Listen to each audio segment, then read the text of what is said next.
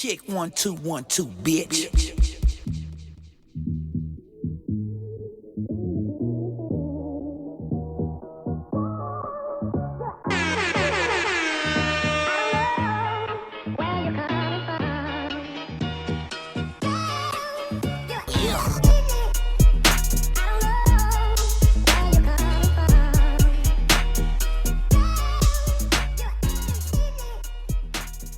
What's up?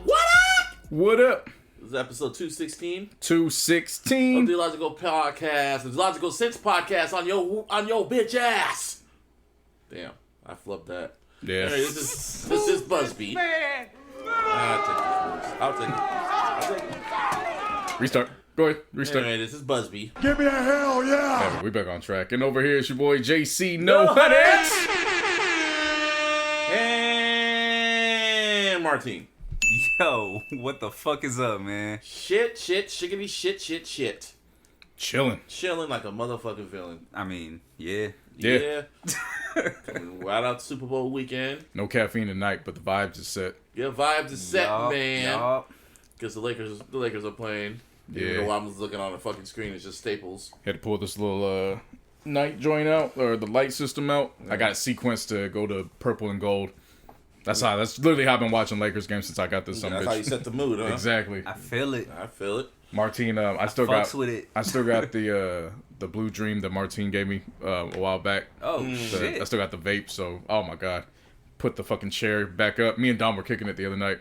He was laid out on the couch. Yeah, my seat was like right back there, fully unloaded and shit. Yeah. Oh, we had a good time watching it. Nah, this couch is hella fucking comfortable, dog. Yeah. I remember in LA, I literally slept on this couch. This is the most comfortable couch in the world, Craig. Give me a hell yeah. Anyway. Yeah, no, it really is. But yeah, no, Craig. I've been good. Car works wonderful. It's the first full week. Yes. Yeah. Round of applause for the Fuck car. yes. Shout out to my repair guys, my mechanics. Yeah, so it's good being back with the full week of work. Right. What else is there? Lakers on a 5-game win streak. Yeah, they're just other than that, just been chilling. What's up with you, Martin? Man, Work. I just be working, bruh. Yeah. Like non-stop. Yeah. You know what I mean? that Whatever. money. But not. I'm starting to feel like, and it sounds crazy, whatever. I'm starting to feel like my whole life is a podcast. Yeah. Like, you know what I mean? Like, bruh. You be talking to yourself at work? I know. Yeah. Yeah, I do it No, too. sometimes I'll be Real on the shit. phone with somebody, and it'll be like 2 hours, and I look down, I'm like, oh shit, that's as long as my podcast. Yeah. Like everything, dog. Like it's just fuck. Life Okay, is a podcast. let's write this shit down because I'm gonna need this for later. Right. You know what I mean? Right. Shit. Hey, that deserves a ding right there. What, life is a podcast. Life Life is. is a podcast. Yeah. Life is a pod. I'm telling you, like, Yeah. sometimes I'll be talking like to my friends on the phone and shit. We be talking for like hours, and I'll look at them time and I'll be like, "Oh shit, 2 hours 35 minutes, as long as the podcast." Shit, I said we had a whole podcast episode. Yeah. Sometimes you be getting mad at your people like, hey man, why don't you press fucking record? Oh shit. Nah, is it because you're getting ready to drop the first episode? Yeah, man. Yeah. The first one is ready to go. You know what I mean? It's coming out this Friday. I don't know what the date is. What's the date on that shit? The 12th. 12th. Is it the 12th? It's Yeah. the 12th. Yeah. Okay, yeah, the 12th then. And I already got the fucking second episode done too. That shit's just about Nice. ready. Yup. Nice. Yeah, no, what is it? So we record on Wednesdays. So Wednesdays, Thursdays, and Fridays are my pod days. So we obviously do our show. And then Thursdays, I start getting everything situated for In My Zone. And then I record at least one segment. And then Fridays, I finish up. Yeah. So, Well, shit, my whole life's a Yeah. podcast, so every day is a Take a setup week. for me. Every day is like a setup for me. I'm This like, yeah, guy. my whole life is a podcast. I come in here and I'm just like, fuck it, let's record. I got shit to talk about, like this damn Super Bowl. yeah. Shout out to Thomas Brady. I don't know what his middle name is, but I'm pretty sure his name's like Tommy. Isn't it like Thomas Edward Brady? Okay, maybe it is Thomas Edward Fuck, Brady I don't Jr.? know, I man. don't know. He's the motherfucker. That's what he is. He's that motherfucker. Shit. Not only did he win the Super Bowl, they dominated.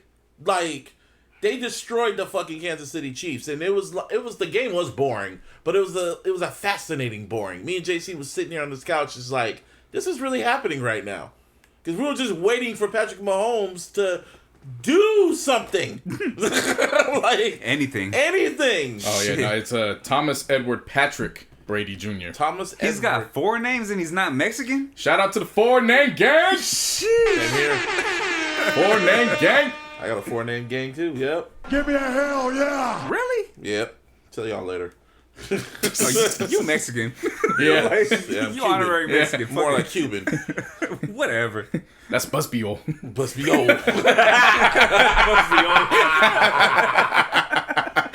But no, man, the game was, Busby. the game was pretty good. It wasn't pretty good. It was just fascinating, if for like all the wrong reasons. Yeah. But yeah, shout out to the Bucks, the second Super Bowl appearance, and just like last time, they dominated. They really ain't got no love for the AFC West teams. They really don't. No, at all. No love at all. Just destroyed them. 30 what was the final score? 31-9. Yeah. At one point, I thought maybe they'll come back. Nah, no touchdowns, just field goals and vibes. Yeah. Field goals and vibes. Yeah. Field goals, That's it. field goals and vibes. Patrick Mahomes was running around like Willie Beeman, dog. The line just didn't block for him for shit. He ran around like Day next Friday. Pretty much, yeah. Like, it was bad. And he still managed to get 270 yards. Yeah, 277 or some shit. Like, I was like, 270. how? And then all those incompletions that looked so fucking incredible. I was still, how? Yeah. Like, to me, this wasn't a knock on Patrick Mahomes. Like, the Bucks just had a better game plan. Mm-hmm. That's just what it came down to. You know what I mean? Like, but I see a bunch of people talking about, oh yeah, Patrick Mahomes can never be the GOAT. This is, and I'm like, Who said this that? early? Like, he's 1 for 2 in the Super Bowl. Like, relax. Better than some of your fucking quarterbacks. Shit, man. Yeah, so yeah, I didn't think this was a knock on him. It just shows that there's levels to greatness. Mm-hmm. That's really what it just showed for me. Yeah, there's levels to this shit. Yeah, levels to greatness. I totally 100% agree with that. But also, man, it just goes to show when you don't have your offensive line, bro. That too. You know what I mean? Like, you ain't got the guys that been there from the beginning. Yeah. Mm-hmm. You know what I mean? Not even that. One of them, the left tackle, Eric Fisher, he's one of the best in the league. Right. You know what I'm saying? So try to replace him with who you have on your team. Like, it's never gonna work out. Yeah. And they didn't blitz. They didn't go an all out blitz. They just relied on their D linemen. And that's what I was about to say, especially when you got a defensive line as ferocious as the Bucks D line. And all the You know line what I and mean? all the freaking linebackers had to do was just be in coverage. They dared him to fucking scramble. Yeah. They dared him to pass and they dared him to scramble. And that's what he did. He ran for his life. I saw some wild stat that said he ran for 497 yards behind the line of scrimmage. Yeah, I believe that. Just running throughout the whole game. Running for his They life. tallied all that shit, and I was like, bruh. There was one point. Just the fact that they tallied all that Yeah. up. Like, God damn. Patrick Mahomes is so crazy at football that there was one in particular. I remember he was running towards the sideline. He was about to get tackled. He was about to fall, and he just chucks it in the air. It's like the shit we joke about on here. Literally chucked it in the air and made it to the end zone. And oh boy, nearly caught this shit. And I just got up. I leaned in and I told JC, like, he didn't catch that. He didn't catch that. And I was like, okay, he didn't catch it. Well, he did catch it. He was out of bounds. I know, but that's what I said. That's why I kind of just leaned back. I'm like, Well, no, but what I'm saying is he actually did catch the ball. he did catch it. Yeah, It just wasn't in bounds. I know it wasn't in bounds, but it was just like he didn't catch that shit. It was more like, nah. That wasn't even one that tripped me out. Oh my. Oh, okay. Yeah, no. Yeah, That wasn't even exactly what it was. That wasn't even the one that tripped me out. It was the other one where he scrambled to the other side of the sideline, and as he's going down, he flicks it, and it's a perfect fucking spiral. Yeah, That hits old boy right in the face mask, and I'm like, for real? and he dropped Like, it. Yeah, seriously? That's Pat Mahomes, dog. Yeah. That boy is You know what I mean? he's a beast, man. But like you said, there's levels. It's Tom Yeah. fucking Brady. 7 Super Bowl rings, dog. Yeah, I deserve They're the round of applause. horns. Or Give me a round of applause first. 7 for 10. yeah. The only people who took him out was Nick Foles and Eli Manning. He did it twice. And that's it. Yeah. Yeah. That's the list. But yeah, like top quarterbacks. He took out a lot of top quarterbacks, man. But Yeah, this isn't a takeaway from Tom Brady because shit, anytime you hit a Super Bowl, it's an achievement. So to even get 7, like this motherfucker, he by himself, he has more than a few franchises. dude, he has No, more he has rings more than the than Niners. every franchise. Well, what has I'm more saying is rings that than the the ones that Niners. directly have 6, Yeah, there's only like trying to 3 tell that y'all. have 6. No, there's only one. That's the Steelers. Steelers, that's it. No, the Patriots have 6 too. Oh remember? yeah, that's true. Oh, my fault. I forgot about their ass, bro. I know. Like, But Brady ain't there no more, so I Brady took them out of the equation. But I'm and saying shit. Brady has more rings than the Steelers, the Niners, the Cowboys, and who else? The Patriots. Yeah, yeah, he has more rings than all franchises. And then they have any to franchise. and then they Yeah. have to show a stat of him, and they show like where does he rank amongst all these. They have to go out of football. They have to go to MLB and the NBA and shit. Like that's where he ranks. Yeah, so it's not to knock or take anything away from him. But if you go back and really look at just overall what happened during that game, Tom Brady really didn't do anything out of the ordinary. In fact, he kind of underperformed if you think about it.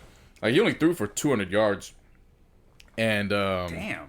and obviously he's not a scramble quarterback, so he didn't really he didn't run like that. He ain't running. Yeah. He did. He did run the ball. Like, Right, he no- was Say, the yeah, running like back. he normally, hands off. like, yeah, he throws the ball really short for the most part, right? And he only But chucks he it if he wants only to. runs whenever he sees like a wide ass Yeah. open lane, bro. They said this was the first Super Bowl where he threw for a touchdown pass that was longer for like 9 or 14 yards or some shit like that.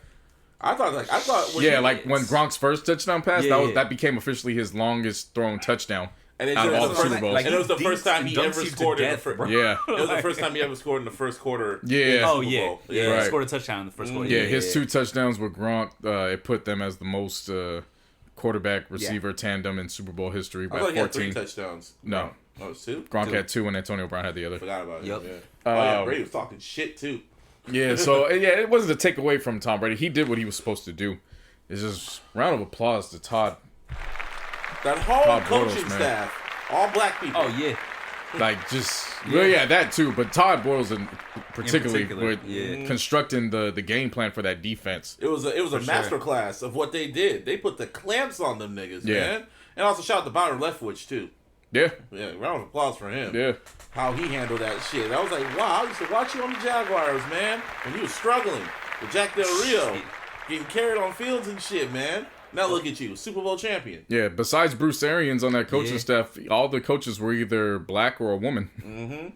Fuck. People, person of color. Yeah, That's Yeah. wild. yeah. He left New England and said, I need some black people. And that's pretty much what happened. The whole coaching staff was black, and they No, got. he left Arizona. No, I'm talking about Tom Brady. Oh, I was talking about Bruce Arians. When Oh, he, okay, yeah. But yeah, man, they just won a Super Bowl, and Tom Brady is he is the greatest football player of all time. Like it's like a quarterback. I was gonna say, yeah, not greatest football player. Well, the greatest quarterback. Greatest And quarterback, I'm yeah. a Joe I'll Montana give you fan. that. I am a Joe Montana fan. Steve Oh, yeah. Young fan. I'm a Niner saying this, but Tom Brady's on a whole other level right now. Not even just right now, just in general. Like Dude, he's been winning Super Bowls. He's at a whole nother plateau. He's been winning Super Bowls since I've been in middle school. Like, Yeah, and hell, how many eras did he win? 3 different eras? 3 different decades? yeah. It's fucking wild, dog. Shit, I didn't even think about that. Yeah. Dude, he made history. He not only did he lead the AFC, his first year in the NFC, he not only took a team to the Super Bowl, he took him there on their home field and won. That's what he does. When he What took over the more Patriots can he job, say? when he took over the Patriots job, he did the same thing. When you think about it, Yeah. Yeah. like if you really think about it, he did the exact same thing. It just the only difference is he got that midway through the season. yeah. Mm-hmm. Like that's literally only the difference, though. His first year, he takes them all the Like, way and they let's get go. it done. We Yeah. gotta apologize to Tom Brady. 'Cause Yeah, we every talked all this shit. time he changes the team, Shit. every time he changes the team, it's a one hitter quitter. Like, honestly, we gotta apologize to Tom Brady, man. We were talking a hella shit about him in the beginning of the season, how he was struggling and shit like that. He's washed. This ain't CBS, nigga. And what happened? He was on CBS. So, oh, this nigga. is CBS, This is nigga. CBS, nigga. Yeah, we apologize. Yeah. I was wrong. We were all wrong. Not really. He still don't got it like that. You know what I mean? Like when I Just say like showed that. you. No. Hear me out. Uh-huh. The winning, that shit ain't gonna stop, bro. Like he knows how to win, but he doesn't have like the arm strength the way he did. Mm-hmm. You know what I'm saying? Like he doesn't have the He accuracy kinda the way did. he did. He chucked But- the ball hella times. He did. He did his job. That's all you have to do. Yeah. That's all you gotta do. Yeah. You know what I mean? It's You Tom can't Brady. take it away from him. Antonio Brown got a touchdown. He talked all that shit, burned all his bridges, And after all of that, he's a Super Bowl champion. After all that, he's like, Brady, where you at? I'm coming. Shady McCoy. Antonio Brown said, I'm going to fuck up my feet. I'm going to fuck up my money. I don't want to I'm wear going to fuck up my helmets. relationship. I'm going to fuck up this UPS driver. I'm gonna fuck up. I'm gonna fuck up my relationship with my maid, whoever the fuck. I'm gonna fuck up my relationship with white women in general. Yeah. No, that was 2019, 2020, 2021. And he was knew quiet. me, and I still win. And he was quiet that season because they told him he was on a short leash. If you fuck up one time, you're done. And he was like, okay. And he lives in Tom Brady's guest house. So yeah, Brady like damn near like counseled him, damn near babysitted him. And just won games. Gronkowski fucking getting touchdowns. What the fuck? What is it? The only people that scored touchdowns were the newcomers for that team. Yeah, that should tell you something. Gronkowski had the 2 touchdowns. Antonio Brown had the touchdown. And then remember, like, What's his name? Fournette. yeah, Leonard Fournette. Remember, Yeah. he got waived by the Jags midseason. Yeah, as soon as I saw that touchdown, as soon as I saw him run for that touchdown, I was like, oh, it's over. I was like, Yeah. as I said, flat out, it's over. Yeah, as soon as that shit happened, I text my boy. He's actually a Bucs fan. He's always been a Bucs fan. I'll give him that. I text him right away. All I said was one word: congrats. He texted me back like, not yet, and I was like, shut the fuck up, y'all won. Get the fuck out of here, bro. But his take, it's Patrick Mahomes, and we saw what he can do. I get it. I understood that. If anybody understands that, it's me. We you know, do. we do. Yeah, All 3 of us. fans. Shit. Yeah, shit. You know what I mean? But Not bro. that Sunday. After that one, I was like, nah, that's it. That's why I held out, because the only reason why I held out was like, well, just last year I saw them overcome 24-0. Yeah. Yeah. So that was like the I only get reason it. why, even when I Busby get said that's over, I was like, We'll see. it's almost there, but let's just see real quick. Then they got And then it got to a certain point, I was like, yeah, nah, it's done. yeah, it's done. all right. Yeah. Shit, man. They'll be back next season. Man, if the football gods really love us, we'll get the fucking Patriots versus Bucks in the Super Bowl. That'll be wild. I don't need that. That'll be wild. I don't know what quarterback will be there in the Patriots, but that'll be fucking wild. Watch it be Garoppolo. That would be some shit. That'd be funny as fuck. All right. I swear to God. That would be some shit. And we just have Deshaun Watson injured. And it's just like, yeah. Or someone, you know what I mean? Yeah, that'll just be like, really? Y'all wanted him. Yeah, Niner fans were laughing at Kansas City. We were really laughing at Kansas City fans. They were, get it, man. I didn't understand that either. I understand here's the thing. the petty. I understand what the outcome was or whatever like that, but Yeah, we didn't capitalize, I know, but those jokes are gonna fly. Go ahead. Yeah, it was just funny. It was just funny seeing the Kansas City fans going like, "What the fuck? Why are they throwing flags? They giving us all the flags." I'm like, does it feel good on the other side, huh? That's all I felt. See, that I understood, but before the game, I heard a bunch of Niner fans talking shit like, "Oh, I hope the fucking Chiefs get beat, this and that." I'm like, why? What they? I mean, the Super Bowl really stung you that much? Unless Like you that are was a last player, year, bro. unless you are a player, it's on the Niners. Like Mostert and all of them that felt the type of way about that. Yeah. I can understand, but fans, just let that shit go, Yeah, man. let that shit go. I've been let that shit go. It is what it is. It's still funny. It could be nice if it was petty. Yeah, I was petty a little bit, but shit. Tom Brady's the new king in the NFC, man. That's what he is now. He's the new king. I'm the king now. Fuck the NFC. Beat that. I'm the king now. Fuck the king. That motherfucker been the king of the NFL. I know, but not, you know what Yeah. I mean. Yeah, it's like when LeBron left the fucking East and went to the West. Now he's the king of the West. Tom Brady left the AFC because they thought, oh man, you too weak. The AFC's hella easy. He's like, all right, I'm gonna go to the NFC on a whole other team, and yeah, the king. So bow down, bitches. The thing about it though, if you're familiar with the NFC South, they ain't going back next year. Who else is in the Bucks? No, well, it's not even that. It's just, bruh, literally every year, whoever wins the NFC South is in the bottom 2.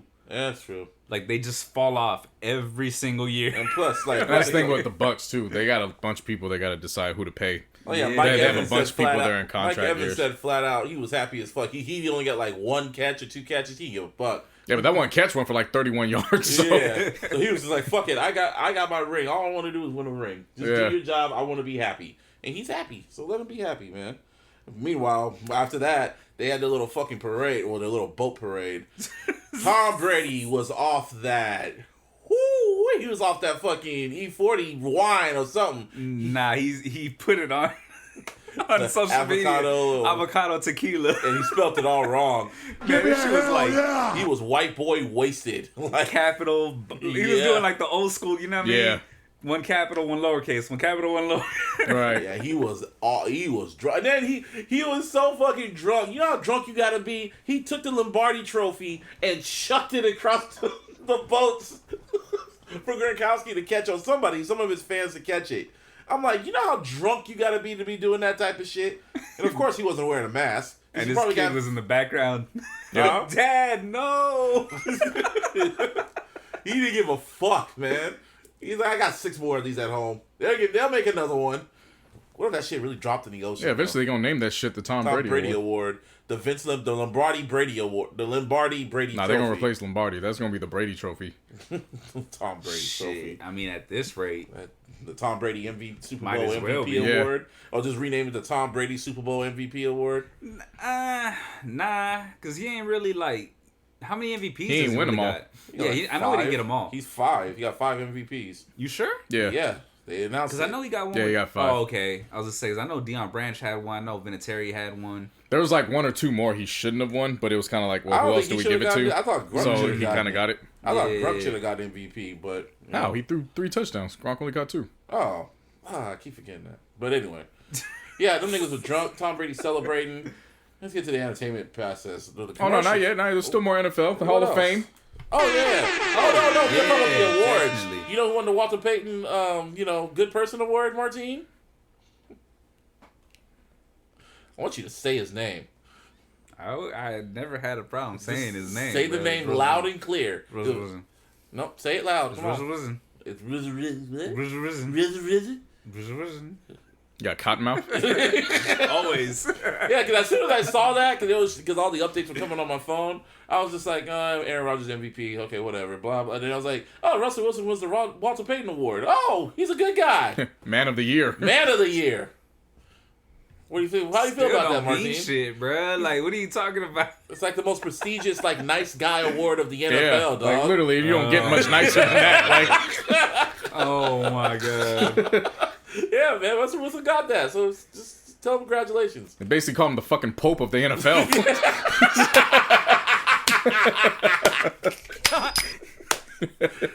Just saying. As soon as I saw that, I was like, oh, I can't wait to tell Martine this. So I waited for You today. couldn't wait to tell me, like, if I didn't see it already. Well, and I'm going to shit. tell you again. Like, the fuck? Oh, shit. Anyway, Yeah, the Hall of Fame, man. Hall of Fame It's about a great stacked. class this year. Stacked.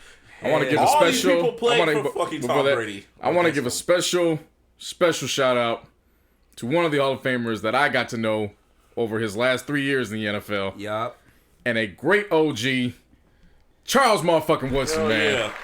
Oh my God! When I definitely. saw Charles Woodson as the first name that got in, I was like, "We here." Oh, and see, I took it in extra just because Kobe didn't get that announcement. Because remember, I had been anticipating Kobe was going to be first, and Charles Woodson was going to be next. So I got that one just a little bit. That one hit me a little bit extra. Right, So I was glad he saw it. And then as the list went down, I was like, "All right, Peyton Manning, that's a given." That was Right. wild. And then the third one, oh shit, Megatron got in. Calvin Yeah, Johnson. seriously. I Wild. said Megatron. All right, I'm with that. Who else got in there? Let me pull this up the entire It list. felt like, up. oh, John Lynch got into that. John Lynch. Yeah, our GM John Lynch got into that shit. Yeah, but remember he got in Yeah, as I a was part gonna of say. beating our ass en route to that Super Bowl. Yeah, I'm exactly. talking about him as a player, so it's Now like we talking about him as a player in too. as a player, bro.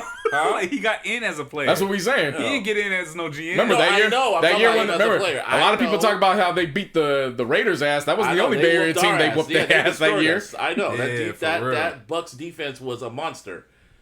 Even though Gruden just inherited that. That was Tony Dungy's defense, but that's neither here or there. But yeah, John Lynch went in there, Peyton Manning, Megatron, fucking Charles Woodson. The whole stack. Oh yeah, Alan Again. Faneca, yeah. guard But- from Pittsburgh. Oh, okay. But it's been long fucking overdue. Of course, with my stint with the Raiders, I learned a lot about their history. And that entire time I was there, I could not believe that Tom Flores had not been inducted into the NFL. Yep. And I was like, fam, this is the first, was it the Hispanic or Latin, just whatever, to win a Super Bowl as a coach. Like, Yep. how the fuck do you not get in just for that? Racism. But finally, Yep. called his name. Tom Flores in the Hall of Fame. Shouts out to him. Tom Flores, I'm sorry. Drew Pearson, he's in. Who else is there? Yeah, that's wild. Peyton Manning's going in that shit. I'm like, damn, man. It's like all these motherfuckers went against Tom Brady at one point. And, like, all of them going to the Hall of Fame, Tom Brady's still playing. Yeah. That's wild. Like, I was talking to my Edgar about it. He was going like, don't you think that's kind of sad for Tom Brady? All he wants to do is just keep playing and keep winning. Like, he doesn't want another life. I'm like, that is his life. Like, what's wrong with that? They said Calvin Johnson came in, had a full fucking career, retired, waited the 5-year stint, got inducted to the Hall of Fame, and Tom Brady was in another fucking Super Bowl. That's fucking wild. How many seasons did Calvin Johnson play? I think he played 9 or 10. He's on the cover of Madden, too. That's when he retired, too, right? No, it was a few years after. Oh. Yeah, that's true. Whatever the case. Yeah, congratulations to them, man. Most definitely. And they said next year, what's his name? Oh, who was the punt returner on Chicago? Devin Hester. Devin Hester. Yeah, they say he's eligible, and there was like a few other players, too. Well, yeah, man. Yo, if he gets in off of special teams, like... He was a bad boy, man. No one wanted to kick it to that motherfucker, man. Nah, I know. Believe me, I know, because he was on the Hurricanes when the Hurricanes were the Hurricanes. Yeah. And bro, I watched them. Yup. Oh my God, the U. I used to watch them all the time. Yes, I was every fucking Saturday. God that the Niners drafted Devin Hester and it didn't happen. Yeah, but then he actually returned that long ass 99 yards. That was the first time he did that shit. That 99-yard fucking touchdown punt return. That was against the Niners. I remember that because I watched that shit live. Yep, I know. Yeah, I know. Yeah, I want him to get in, but I'll be surprised if he's a first ballot. Yeah, See, I Lewis- totally agree with that. Yeah, Oh, Ray they're just not nice to special teams guys. Did Ray lose in the Hall of Fame? Yeah. Of course. Okay. Damn, it's been that long. Shit. Damn, no time. Yeah, he murdered to get in. Yeah. But I'm trying to think. There was somebody else I saw on that list that was like, holy shit. I think maybe Chad Johnson. I don't know. Do any of y'all get a kick about seeing the Hall of Fame guy just walk up like an ogre? Like, am I the only one that just laughs when he walks nigga, up? That white boy or whatever? Yeah. He just walks up like... David Baker. Yeah, David Baker. Yeah, Hey, like he guys. just shows up out of nowhere. Hey, guys. Charles. Time. what time it Like when is. they went up to see Wood, he's in the middle of a fucking interview, and this guy just like pops up out of nowhere, and it's like you catch him out the corner of your eye. It's kind of a freaky little situation. Like, troll. yo, what the hell? Like a big old troll that walks up on you like, hey, guy. Yeah, You'll be in the Hall of Fame. Shit. that's just funny to me. Like he just creeps up out of nowhere, No, for sure. and then he's just there. They didn't have those Hall of Fame speeches last year, huh? Nope. They're probably going to do it this year, maybe. Yeah, they'll figure it out. Yeah. 'Cause what's his name needs that damn Zoom speech. calls. Jim Yeah. Johnson needs that damn speech. Shit. Yeah. Yep. And then to finish I out wanna hear that one. the Super Bowl talk, we had a halftime show. Weekend, baby. That was one of the best ones, in my opinion. That was one of the best halftime shows. And he did it by himself. He didn't have to bring out no friends. He had to bring out Drake. He had to bring out like Travis Scott or nothing. It was all Abel. He did a great job. Did a That shit was dope, man. It was dope. All the way, it was 15 minutes. He played all his hits, including House of Balloons records. Yeah, I He was did kinda one. laughing. He did one, but it was that was enough for me because everybody was saying that he wasn't going to perform anything on the trilogy. Yeah. So the fact that he even played that little portion of House of Balloons, Yeah. I was like, hey, I'll take that. I'm cool.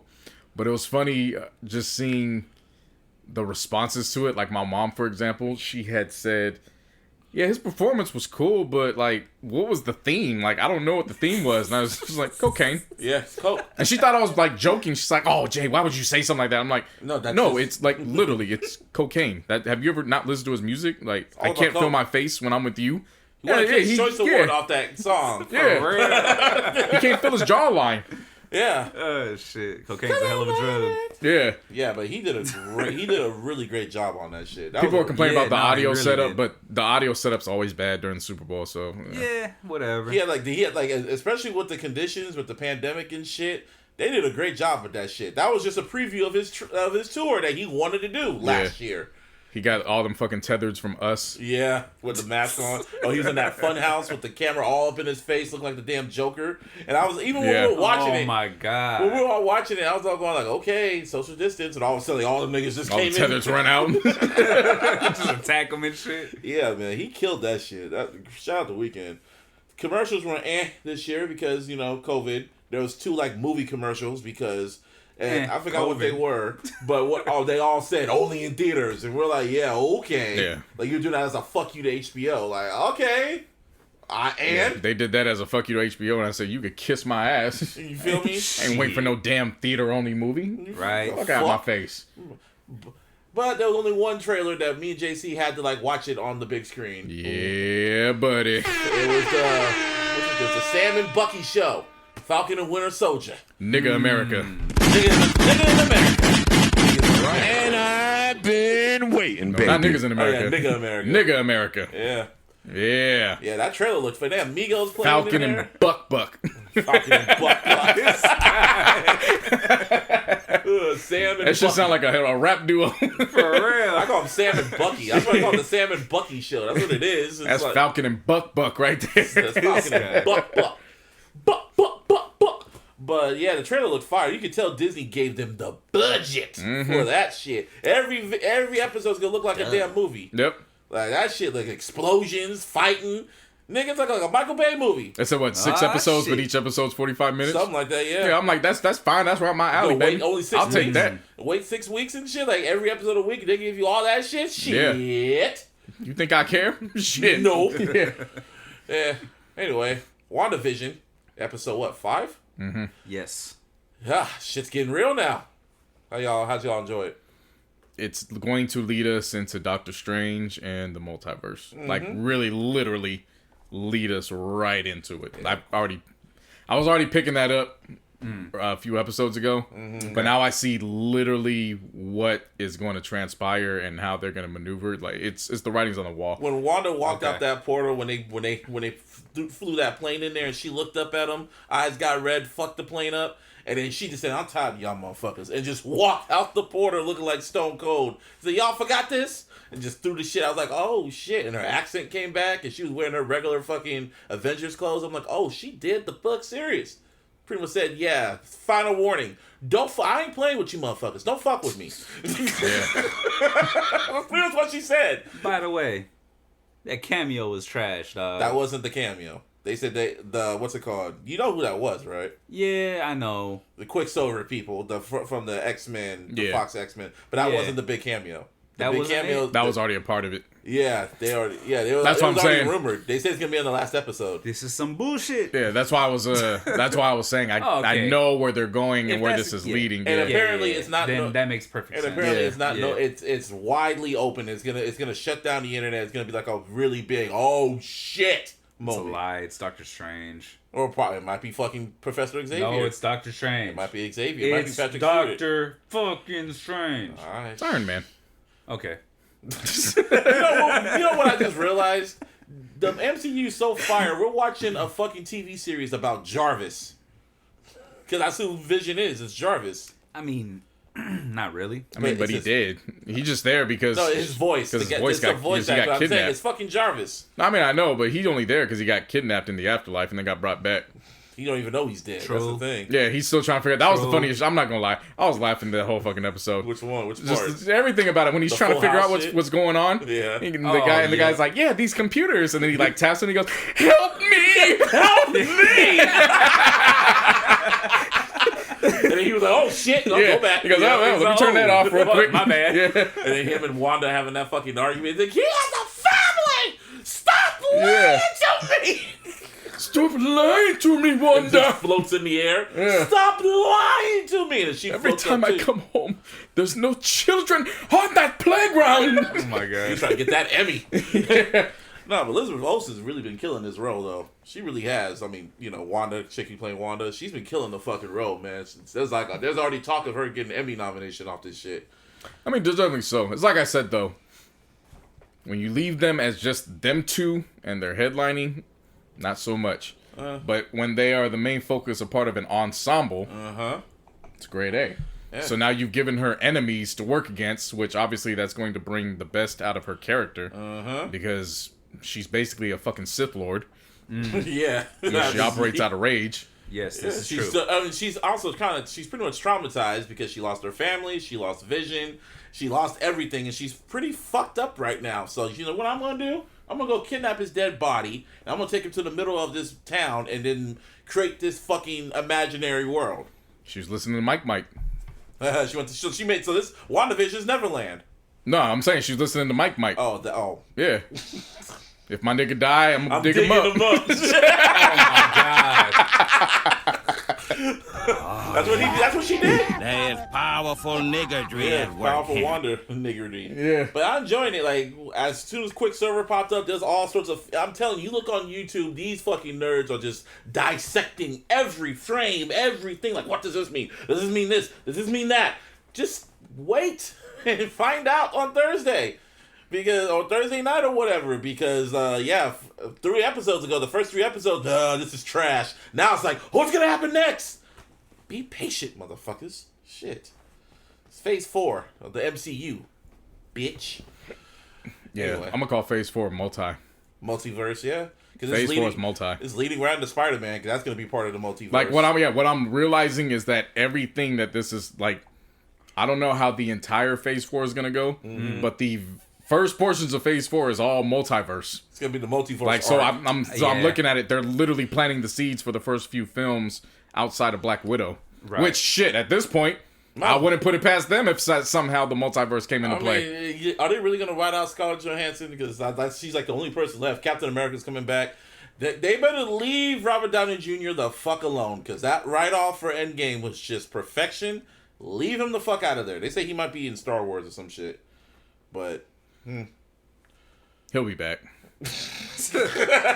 They always come back. They always come back. I guess. Even when they die, they come back. Nah, man. Leave him dead, man. That was He'll like be the back in a perfect flashback. send-off. Okay, flashbacks, yeah. But... Which means he'll be back. Or what if they go back in time? Yeah. Well, they could just stand in. Put a digitize his face or something. You're horrible. I know. It would say Disney money. Shit. As soon as they fucking wrote him off, they opened up the whole budget. I don't think Disney 'Cause the whole cares about budget- saving money, bruh. No, I'm just saying. Like, Robert Downey I'm Jr.'s... just saying, though. I'm just Yeah, saying because they of Robert don't Downey care. Jr.'s contract. They paid his ass $10 million. Yeah, I get it. Like, what, when he was on Spider-Man, he was only there for 2 days or 3 days. And Yeah, but he was on Spider-Man. He was No. on, I'm telling you how much they paid him. They paid him $10 million a day just to do those, just for 3 days of filming.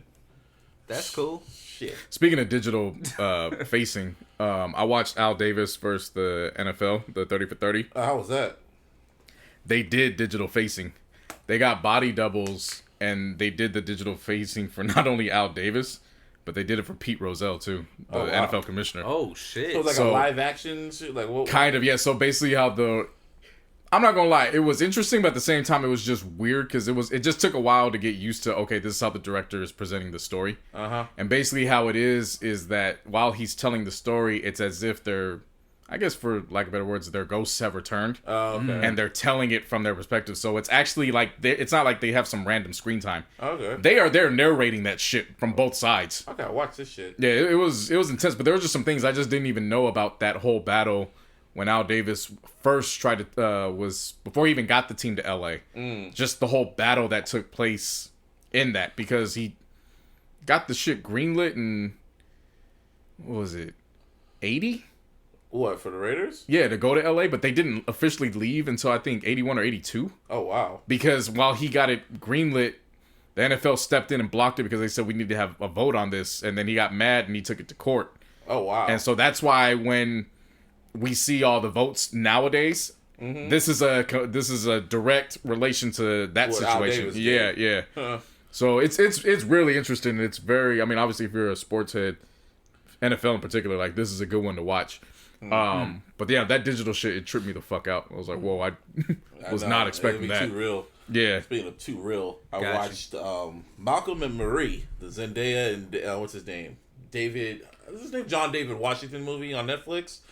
That was a really good movie because they filmed it last year when they shut down when Euphoria was about to film, and they shut that shit down because of COVID, and then the whole Tenet situation. So Zendaya and her producers came together, got a script together. They took protocol, they took tests and shit like that, and they filmed that movie. It was a movie about pretty much a couple, and they're having a very, very, very, very, very, very, very toxic argument for an hour and 48 minutes. And to me, I enjoyed it. Mainly from both actors. They both did a great job. And a lot of people on Twitter were very much triggered by it. Because, it was a lot. But it was really good. You should watch it. Y'all should watch it. Actually, couples should watch this shit. I saw a lot of couples watch that shit, and they were like, "Yeah, I should." They got triggered as a couple. They got triggered. The worst thing to do is watch this shit as a couple. They said, well, because it's like they said they're just little scenes that it wasn't even like their most arguing scenes. Yeah, but it was the planted. It was the seeds being planted, which then planted. opened ways for them to start arguing as they're watching. And I was like, nah, see, I've been in a good vibe all week. Like I saw that shit, and I was like, oh yeah, good for them. Black creators, I support that. I ain't gonna watch the shit though. Like I don't want to. And that's what I realized about myself as a viewer. I don't like watching stuff like that. I'm like, I really enjoy. It's either got to be all kind of sci-fi action, or it's got to be crime drama. So what about the whole fucking what's the shit you about to watch? The Messiah, Judas and the Messiah shit. That's based on true story. So. See, I can't. There's that criminal element because of what they did to Fred Hampton. Yeah. And I can do. And I love biopics, so that would qualify too. Okay, that qualifies. See, with me, I can't watch like racist shit. Pretty much like 12 Years a Slave, Roots, all that shit that can piss me what's it called? When They See Us. I can't watch that shit. You want to piss myself off? I don't want to piss myself off. That movie, Malcolm Marie. I'm not in a relationship. I watch it. Oh, so that's why 12 Years a Slave, it definitely was triggering, but there was definitely moments where I like looked at Cleo and I was like how they first got old boy and got him into slavery. I can't. That's why I can't watch it. Like they got him drunk in public because he was free. They got him drunk, and the next day he woke up shackled. And I looked at Cleo and I said, "That's why niggas shouldn't be drinking in public." That right there. Mm-hmm. Didn't they like drug his drink and shit too? But no, that's what I'm saying. Like, they sold him into slavery. Shit. But like that was real. But even then, it was like little moments like that. I could kind of find jokes just to relieve the tension, whatnot. Of course. It's like What about that other show? What's it called with old boy who played Nat Turner? What's his name? Fuck, what's it called? It's called American Color, American Me, or some shit like that. You probably heard it. It's not American Me. Not American Me. It was American Color. I can promise you that. American Color or something, because what's his name? Ghost is in that shit too. Fuck, what's it called? Who? Wait, what? Ghost is in this one movie. It's like a racial movie about, I guess these people, the black people, took over the fucking jail system or some shit like that. It's called American something. Oh, I don't know. I forgot what American Mix or something, because Ghost is in that shit, and old boy who played Nat Turner and what's it called? Birth of a Nation's in that shit. Oh, gotcha. Yeah, but it's like too preachy or whatever the case. But no, I'm definitely excited about Judas and the Black Messiah. The soundtrack is gonna be fire. Yeah, that shit looks crazy. Yeah, that whole soundtrack, Hov and Nipsey. Yeah, Dom Kennedy, Hit Boy executive producing. It was funny because everyone Nas announced he was gonna be on the album, right? And all of a sudden, a day later, people were going like, "Let's see if Hov's gonna drop a song the same day." Lo and behold, that was a Jay-Z and Nipsey Hussle record. Go on LeBron James' story, and it's right fucking there. Yeah, like he has his shit already. Yeah, soundtrack looks like it's gonna be fire. That drops Friday. I mean, if EPMD by Nas, and then that whole Nipsey like little snippet or any clue, that shit's gonna be crazy. Yeah. What's his name? ASAP Rocky has this thing called "Nigga Problems" or "Rich Nigga Problems" or some shit like that. It's like, really? I guess. Well, to be fair, we don't know what the song's about. Yeah, I know, but just that shit could be a play-in. Like, I know it's just a title, but yeah, I know. Yeah, but titles, what? They kind of sometimes self-explanatory. It's very self-explanatory. Yeah. Well, like No Name, but then again, No Name came on. And she's like, "Yeah, I was gonna be on the soundtrack. Then I saw the movie and I revoked." And I was like, "Nigga, nobody cares. Shut the fuck up. I don't give a fuck. Just shut the fuck up. Let's push the button." Yeah, no, just that's shut the fuck up. God damn. Nobody cares. You see Jay-Z and Nipsey Hussle and Nas. That's it. You don't care who else is on there. Fuck out of here, No Name. Exactly. Yeah. Anyway, speaking of song titles, so JC, I gotta talk to you. What? So I'm doing the whole what's it called? The music writer exercise shit. You know, when you listen to an album a day and shit like that. Yeah, I can't lie. I've learned something about myself. I can't do these challenges when sports are going on. Oh. I was good with the pod, and then immediately right after we got done recording the pod, I just was like, "Nah, I'm good. I got highlights are on." Yeah, I gotta catch up. Yeah. So now I can only do these exercises in July and in August. Well, it's really the only time I can do them. I've been consistent. So I asked you to like, let me know like what's a Prince album I should listen to, because I kind of like I was gonna think about like listening to more Prince, and you were like, go listen to Controversy, because you said it was your mom's favorite, and I'm like, okay. So a few nights ago, I'm playing Street Fighter with my cousin Isaiah, because he was about to leave the next day, and I'm playing it and I have it on my headphones and I'm listening to it. Songs are fire. Like, I can completely understand why Prince stans love that album, because like Do Me Baby and Controversy and all the other songs, fire. I looked and I said, okay, there's only 8 tracks. The last track, Jack You Off. Okay. I didn't think much of it. I was like, it can't be about what I think it's about. I'm thinking, okay, whatever. Song comes on when I'm still playing Street Fighter. It was at a tense moment too. And all of a sudden I hear the lyrics. I'm gonna take you to the back and I'll jack you off. Wait, what? wait.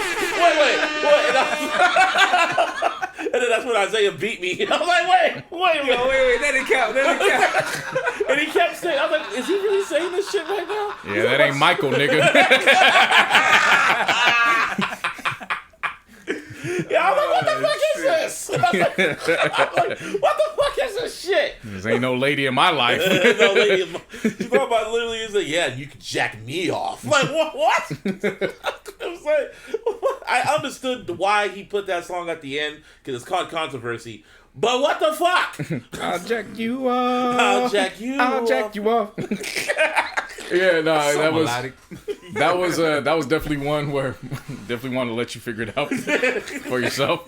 This is the last song. Yeah, just that way you can figure it out. Just that way you can kind of have just like a little idea of what it was like for 3-year-old me. And when my mom accidentally let that song slide, usually when she cuts it off around that time, and at 3 years old, the spark had been planted in my brain. Jack you off. I now understood what that phrase was at 3 years old.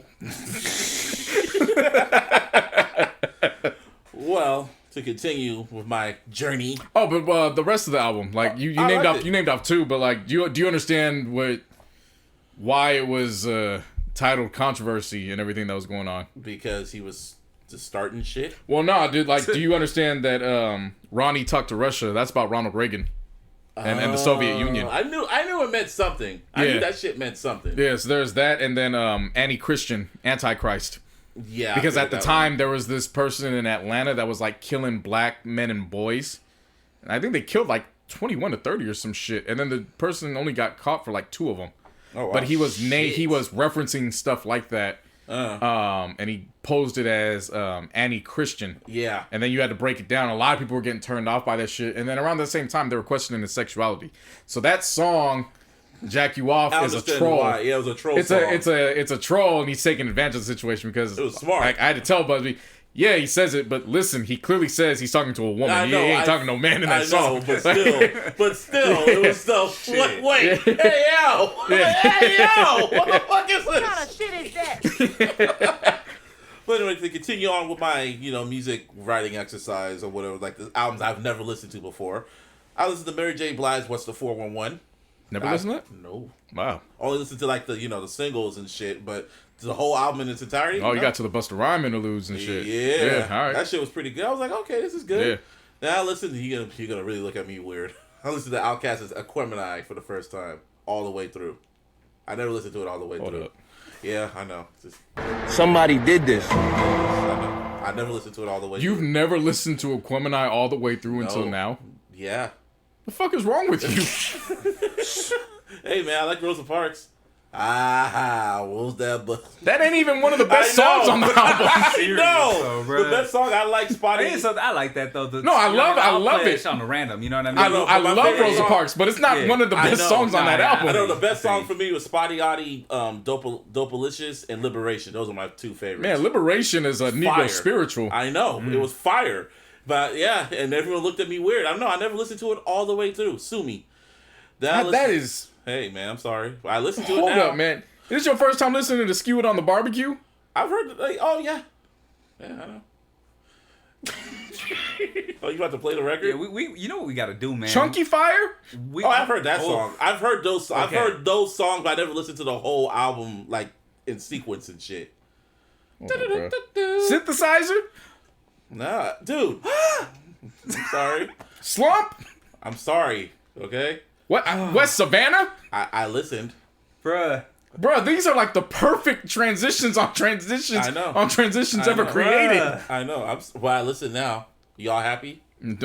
Don't you feel dumb now, huh? Hey, I don't feel dumb. I listen now. Yeah. That's why I was preparing myself. Like, oh man, y'all gonna love me for this. Man, I ain't never listened to Aquemini before this week. That's a damn shame. And a fucking. And you say you love hip hop. Yeah, I do. That's crazy. Do you? sorry. Really? Yeah. You positive? I listened. Nigga listened to Young Thug's Jeffrey before he listened to Aquemini. I probably always kind of listened to it, but I never got into all the way. So Oh, man. anyway, to continue on, my journey. I'm so distraught. Man, I it's listened. 2 weeks in a row for you, man. Oh, you're gonna really like the album I listened to a few days ago. Anyway, day 6, I listened to Rina Sway Mama. Yeah, she's from the UK. What? She's from the UK. She's an Asian chick. It came out last year, but it was a nice mix of like pop, rock, and electro, and an alternative. She was pretty dope. She was pretty damn good. Then I listened to y'all talked about it last year. Larry June Numbers. Oh, okay. Yeah, I didn't listen to that last year. I called June. I called it like Quiet Storm hip hop. That's what I call his music. Like smooth jazz hip hop. If there was ever a genre for that, maybe want to go to Whole Foods. It's some Bay Area pimp shit, bro. Like, Pretty don't much. even like. You know what I mean? It's what it is. It's what it is. Yeah. You know what I realized about this actually has Larry June in mind because I put Larry June in the same family tree. Mm-hmm. Martine, you might agree with me when you really think about it, and I don't know if you've ever thought about it until I say this. I was listening to Currency. And then when the next segment I'll get on how I end up listening to Corrupt. But when I was listening to Corrupt, I was like, oh shit. Currency is low key, this era is Corrupt. Ooh. I never would have thought about that shit, but that makes all the sense in the fucking world, dog. Like if Corrupt had if he was able to just release music whenever the fuck he wanted to, because he was that kind of artist where he could. Yeah, exactly. They got the laid back flow, their cadence is top notch, their delivery, like everything about them is, but they're really laid back. Yeah. But they're super street with it if you really listen to what they're saying. Yep. Like, yeah, no, it blew my mind. I was like, wait. Yeah. Oh, they connected. Yeah. That makes perfect fucking sense. Right. Like, so then, because I was thinking about that, and then I was like, because, I said that, and there's no disrespect. I've said this. I mean this with the highest regard. That Larry June is kind of like our Bay Area Dom Kennedy. Mm-hmm. Where, they definitely cut from the same cloth. They got that music where you either on Dayton's or you got mustard and mayonnaise. Like it's or both of or them. both. You know what I'm saying? Yeah, like it's either or. Yeah, for sure. So I started thinking about artists like that, and then Currency came on, and I was like, oh shit, Corrupt. Because then if you go even further with it, think about it: Corrupt, Dog Pound, Death Row. When Currency started, Lil Wayne, Young Money. Shit, yeah. Yeah. Nah, you hit the nail on the head with that shit, bro. Yeah. Real talk. Damn. But how'd you like Larry June's album? Oh, I enjoyed it. Like I said, it was smooth jazz. It was like Quiet Storm hip hop. That's what it summed up to my mind. We need more Quiet Storm hip hop. That's actually a good. Quiet Storm hip KBL. Yeah, but it's actually a lot. It just don't get like don't get popularized. Yeah, J. Cole's Quiet Storm hip hop. Nah. Well, okay. Let me. For Your Eyes Only is Quiet Storm hip hop. Nah, that's Backpack. No, it's not. You know, okay, Backpack. That is Backpack. Backpack is different from Quiet Storm. Okay, who's Quiet Storm hip hop? Quiet Storm is Larry player June. music. I know Larry June. Yeah, I know Quiet Storm, but what artist? Because Quiet Storm is just anybody that got real player music that just like, because there's a difference between the women that listen to J. Cole and the women that listen to Larry June. Yeah. Like, and the main difference is the ism. Yeah. Like, you really got to buy into the culture of the ism. It's one of the reasons why no matter how hard. Explain to the people what the ism is. Oh, the ism is that flavor, that sauce. Mm-hmm. That's that game. That's what separates you from from the have-nots and the wannabes. That's why truism can never get canceled. It's that pimp shit, bro. Yeah, it's authentic. Yeah. Yep. And when we say that pimp shit, it ain't about just pimping women. It's literally getting somebody to buy into what you selling. Exactly. Period. Exactly. All the seduction. But yeah, pretty much Quiet Storm hip hop. Anyway, I like that though. I like that. I like the coin that he put on there. Quiet Storm hip hop. That's pretty much what it was. Smooth all the way through. It makes me want to go to Whole Foods. That's kind of funny. He deserves a ding. Yeah. He deserves a ding. Yeah. Fuck it. Players and gangsters out here, we eating healthy too. Organic. Yeah. Organic pimping. Water. Anyway, so I talked about Prince controversy. So then y'all gonna get mad at me again. I listened to clips. Just make a guess what album it was. Please don't tell me it was Hell Hath No Fury. I listened to that. Okay. It was Till the Casket Drops. Never listened to that. I listened to Lord Willin' and then what's it called? Hell Hath No Fury. You've never listened to Till the Casket Drops? The final fucking Clips album? The album was amazing. It was fucking amazing. No shit, it's amazing. It's one of my favorite albums of 2009. Period. Oh, that's when all them shits dropped in 2009. That's probably why I skipped it. Yeah. Bro, that album started off, the second track was Popeyes. I know. And then just when you think it couldn't get any higher, that just set the tone for everything. Look, nah, time out. You that bad. Yeah, so I just got lectured right now. why you guys go away? Yeah.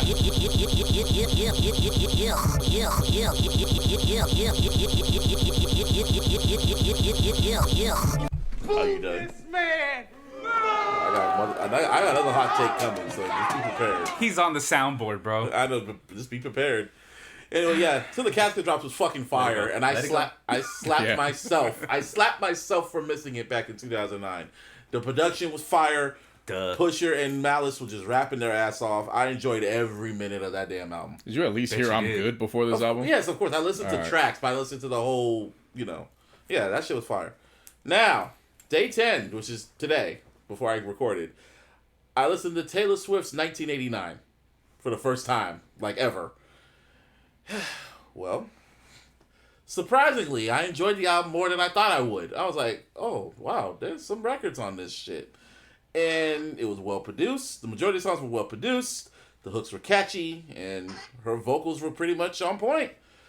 And I can completely understand why she beat Kendrick at the Grammys. It was, for the casual listener, it was easier for the ears. The Pimp a Butterfly wasn't for the casual listener. And for the Grammys, what they were looking for, it is what it is. Is it recording?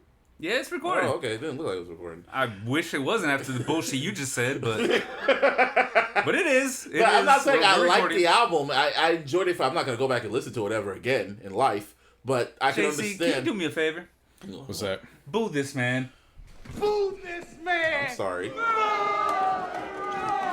Players gonna hate. No. Players don't hate. Okay. Man defended a white woman beating a black man in Black History Month. Jesus I Christ, I said I understood why. We don't even say that. I'm sorry. We talk about that in March. Damn it. You talking about that in We gotta call another time out, not in bro. What the fuck? Sorry. I'm sorry. I never listened to the album, and I was just curious as a listener of music, of other genres. So I never listened to Taylor Swift's albums before, so I was like, fuck it. I'm gonna listen to her best one, because people, every end of the era list, the decade list, they had 1989 hella high.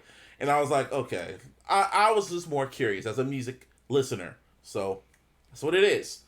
Now, do I like the album? It is what it is. It wasn't my cup of tea, but it is what it is. Music listeners still didn't even listen to Aquemini until today. Well, I listened now, huh? All right. I listened last week. Yeah. Yeah, but you're completely late. You're a grown ass man. Sorry. Aha. So I don't care. Aha. Yeah, so I got more listens coming for the whole month. I'm surprised you even understood To Pimp a Butterfly could skipping Liberation for so damn long. Oh, God. Shit. That shit was fire, by the way. Oh, man. But yeah, man, I'm looking for more albums to listen to. I'm going to listen to something else tomorrow and the coming week. So be prepared, people. I'm going to do all my challenges in August, during that phase. the albums, the listen to a song or put a song that you like that has a color in it. Those type challenges. I'm gonna do all of them in August, and then that's that. Again, I can only do those challenges. It's the only time when nothing's going on in sports. I get you. Even when basketball's not going on in July, it's free agency. Yeah, fuck. Like I've There's like I've no learned free that. time. Yeah. No, I've learned that about myself. Like I feel it though. I man. live the sports life. You know what I'm saying? Right. And so when there's too much sports going on, it's like, oh hey, hang on, man. I can only do so much. I'm only one man. Yeah. Shit. Well, yeah, y'all mad at me about Aquemini and not listening to clips. I'm gonna tell you, I never listened to Illmatic too. Of course, I listen to Illmatic. The fuck. I don't know. Hey. I was Bruh. I'm just saying. That's I'm not trying to even think a what joke. else he didn't listen to. Flockavelli. I don't believe you right now. Well, I never listened to Flockavelli. No, Flockavelli's a classic. I don't blame you. No, Flockavelli's a classic, bro. I don't blame you. I actually went back and listened to that shit last year. Flockavelli holds the fuck up. My opinion. Well, first of all, I really don't fuck with Gucci like that. I don't fuck with Brick Squad like that. I never have. Just I don't know what it is. You know what I mean? But I'm not gonna say that I haven't listened to it because I have. It's one of those ones. It's like it kind of blends in with everything that he's done previously. You know what I mean? Like, I for me. disagree. Yeah, I disagree. That shit was like he hasn't done anything since then to like match that energy. Yeah, no, that's for sure. But that fucking album was incredible, just from a standpoint of this is the ultimate fucking wild out and turn up music that you could find of 2009. Yeah. Like that shit was. If you give anybody else Grove Street Party, they're starting that album off with that as their lead single. Yeah. This motherfucker had Grove Street Party as single number 4. It's Like he had joints coming off that fucking album. Nah, that's for sure. Like I said, that's why like with the singles, I have no issue with them at all. Like you know what I mean? They find like their place in my rotation or you know what I mean during that time period, whatever. Because you know I kind of move with it. You know what I mean? But what you call it? Like I said, during that time they would find their way into the rotation. But like the album cuts and shit like that, like you didn't fuck with Train to Go? I'm cool. Oh man, I'm cool. Yeah, I like this challenge. I'm more curious about. I don't know what I'm gonna listen to tomorrow or the next day or the following week. You gonna take my mom's advice and listen to the other Prince albums she recommended? Yeah, I'm gonna get to fucking Sign of the Times and shit. I'll get to that, and maybe 1999. Make sure you look at the titles though. You know what I mean, and actually believe what the What title they say. says. Yeah. Yeah. Just saying. Yeah, Prince wasn't into fooling people. Like he'll give you something to think about, but at the same time he kinda give you some straightforward shit. Yeah, pretty straightforward. Yeah, kind of For makes sure.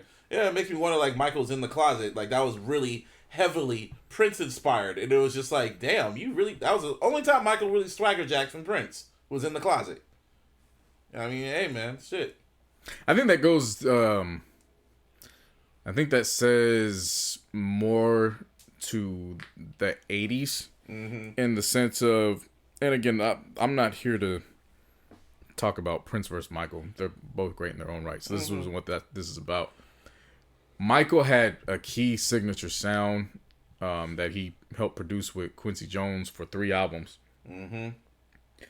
Prince's sound was more universally used. What album do you want to play? Play Prince. Prince's sound ended up becoming the sound that was overall used more though throughout the 80s. And that's because he had a stable of producers.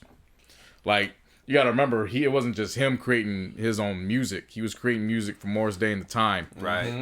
He was creating music for Vanity 6, Apollonia, Sheila E. Yep. And then, of course, when members of the time decided to disobey Prince, Jimmy Jam, and Terry Lewis, and they went and did the album Control.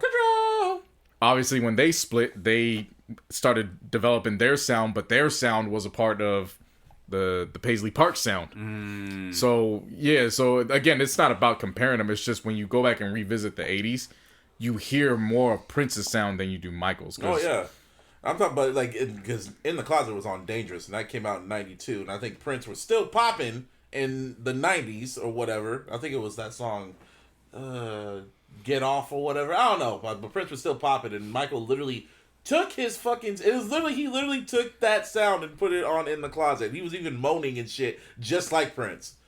I was like, wow, all right. He jacked him off. Aha! Ding.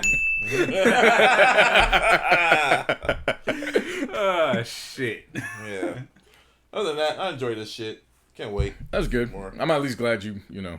Hey man, You joined. I'm glad you wanted to decide to become a hip hop head. See, I'll let you get to you. I'll let you get that off. I'll let you get that Like, off. bro, Aquemini is probably one of the 10 greatest hip hop albums ever produced. That's nice. I know now. Like, I know now. I know now. Shit. Yeah, I know. this motherfucker did it for a silly. challenge. Like, he ain't never, like, you know what I'm saying? He never had like one of those hard days where it's just like, Like, man, you know fuck. what? Put Aquemini on, let me- it spin. No, I'm gonna put on the Marshall Yeah. Mathers LP and piss myself off. Whoo, Lord. Well, I know the ghetto. Oh, the trailer park. Trailer park. Trailer ghetto. Park, definitely. Yeah, I know, right? Anyway, Well, I did listen to one album. Music actually has been dropping. It's just been from artists that you either got to look for or your favorite mid-tier artists that are going under the radar. So as I said, Sayari the Kid released a project at the end of I think the end of December, if not mid-January. Shit, he released another one. This one's called It's Not You, It's Me, but this one's an R&B album. I ran through, it's 13 tracks, 40 minutes. I kind of like this Sayari a little better than rapping Sayari. Really? I didn't know he had this in him. Like, I genuinely did not. Really? Genuinely did not think he. I knew he was melodic in certain instances, but I didn't think he had this. Huh. I mean, It's Not You, It's Me. I rewound that shit back like 3 times before I even like finished out the album. I was like, nah, this is different. What the What's fuck the is album this? called again? It's Not You, It's Me. Oh, okay. Yeah, You just said it 3 I know, but you times, said you had Busby. to rewind it. I thought that. Oh, shit. yeah, no. So the title track is just the second track in. Oh, okay. That motherfucker back. Trouble's on here. It's not really feature heavy. He's only got, including Trouble, I think he's only got 4 or 5 features total Oh, out of the shit. 13. Okay. And the last feature is on track 6. So after that, he's Carrying it. Yeah, he's carrying it. That's what's up. Really damn good. What- I highly recommend this project. What label is he on? He's I independent. was about to say. Oh, okay. No in team under license to Sync Music Group. All right. Yeah, so he's indie. That's what's up. Shout out to Sayari the Kid. I've kept tabs since he was on that Royce record. I knew he had music before that, but that was kind of really what got him on my radar. And again, with the way just last year ended, just feeling overwhelmed with all the music, and then just kind of getting into the flow of things with this year. Took a while to get to his project, but shit, back-to-back projects in a span of 2 or 3 months. He didn't miss on either one. Like, this shit's really, really good. I highly recommend it for people to check out. That's what's up. We're like halfway into February, and the only big album that's gonna come out is that soundtrack. Is the what's it called? Judas the Messiah. What's it called again? The movie. Judas and the Black Messiah. Judas and the Black Messiah soundtrack. That's the only big soundtrack that's coming out. Like, it's like, damn, y'all really just dragging your feet. But see, I wouldn't even focus on that. Go look at these under the radar I get cats. you. Like, Yeah, I know. because once those big cats start dropping, you're not even gonna give them the chance. You know what I'm saying? Yeah. So now's the perfect True. time to go in and go listen to these guys' music, because I'm not saying this is gonna be on my end of the year list, but now it's on my radar to at least think about it, depending Yeah. on what drops. Right. You know what I'm saying? My album of the year is gonna be Aquemini. It's too late for that. Like, You know, it's nigga, Rosa Parks So was I listened to one album. like, nigga, Rosa Parks was still alive when that came out. it's too late for that. Well, it is. Damn it. You can't even enjoy the fucking 20-year anniversary for that shit. Jeez, for real. How y'all Like, so bad? bruh. It's hilarious to me. I'm really not mad. I'm just like, And flabbergasted, bamboozled. I feel Irritated. Like I've been Irritated? swindled. Yeah. I'm sorry. I'm like- That song's hard. You can't talk OutKast no more, bro. Like at all. Nah, really, yeah, like I'm not hearing any OutKast talk from this guy. Nah. I just won't believe it. I'd be like, oh, you heard that? Yeah. Sure. Right. See? Next thing he's gonna tell me. Shut the fuck up. Next thing he's gonna come here next week. Hey, so I know they released Speaker Box and The Love Below. This is my first time really listening to Speaker Box. Stupid. Shit. Wait, the Idlewild came out? Yeah. Really? I had no Get idea. your jokes off. Hey, you guys know they came out with this album called AT Aliens? What? I know. Yo, Elevators though. Yeah. Oh my god. Oh shit. Yeah. Like, damn, that was crazy. I didn't even know they used that in Atlanta. Y'all get it off. You got no choice, nigga. For real, you got no choice at all. Oh well. Nah, man, but real talk though, I did listen to one album, and Aquemini? no, that was you. Nah, I listened to Devin the Dude's album, Soulful Distance. Honestly, when I first heard the first track, I was like, oh shit, is he gonna do this shit the entire way? Because if he is, it's gonna be dope, because this shit had like a super, like, it's crazy. We were talking about funk. Mm-hmm. The first track opens up like on some funk shit. You know what I mean? And I was like, if it goes through the whole way through this like that, oh man, I'm in for a ride. Like I could already feel it, right? Yeah. Yeah, it didn't happen. Ah. Yeah, but one thing I will say though, by listening to this shit, is it made me think of, because Anderson .Paak is always like, he's always made me think of somebody else. I couldn't pinpoint it, right? Listening to Devin, I was like, oh, that's fucking it. He's like the instrumentalist version of Devin. Yeah, like he could just do all the extra shit, but as far as vocally though, like he has that a soulful voice. Yeah, you know what I mean. The same way Devin does. It's different, but it's got like, you know what I mean. It has right. like its own uniqueness and shit. Right. And then the way he just rides beats, whether he's singing or rapping, it's like, okay, yeah. What you call it? Anderson .Paak is like the more mainstream version of Devin. You know what I mean? Like it sounds so fucking similar, dog. Yeah, no, I can see that. Most definitely see that. He's the R&B / alternative / funk version of Devin the Dude. Yeah, I can see it. Makes sense. Yeah, man. So, music, just, I don't know, take y'all time, Mr. Artist people, Mr. and Mrs. Artist people. Yeah, I mean, the big names, look, the big names I'm really giving a lot of slack to right now, because as we're seeing how it's progressing with stuff starting to open up a little bit, I'm kind of actually hoping that some of them push it off a little bit more, just so when stuff starts opening up, all right, here we go, now we're ready to go. So if from that strategy, I'm not minding. And again, there's a bunch of mid-tiered, under-the-radar artists. Yo, don't even worry about the big artists right now. Get them. Because they, you know, you're going to be looking at, again, what we were talking about when we were, in terms of what music we were looking forward to. And how I was saying I want to try to find new acts and see how they're going to develop. Yep. Yo, right now is the perfect time to get that. Because the ones that are going to run this decade, they're dropping music right now. Yeah. So yeah, I would recommend doing that. But there were some music anniversaries. There were actually a bunch of music anniversaries. Today's the anniversary of fucking College Dropout, like 16 years. I was like, shit. that don't count. I know, it's an anniversary.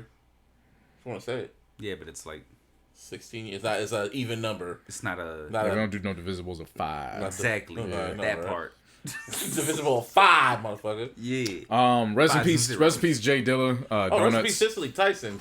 Let's want to say that now. Yeah. Before we forget again. again. Yeah. Well, I didn't forget. I was gonna save it for later, but rest in peace, Cicely Tyson. Jay Dilla Donuts. It was the 15-year anniversary. And the anniversary was death too. Shit. Well, no, that's what I'm saying. Donuts dropped, and then 3 days later he passed. That's why Donuts is. Have you ever listened to Donuts? Mm-hmm. I'm kind of surprised, but all right.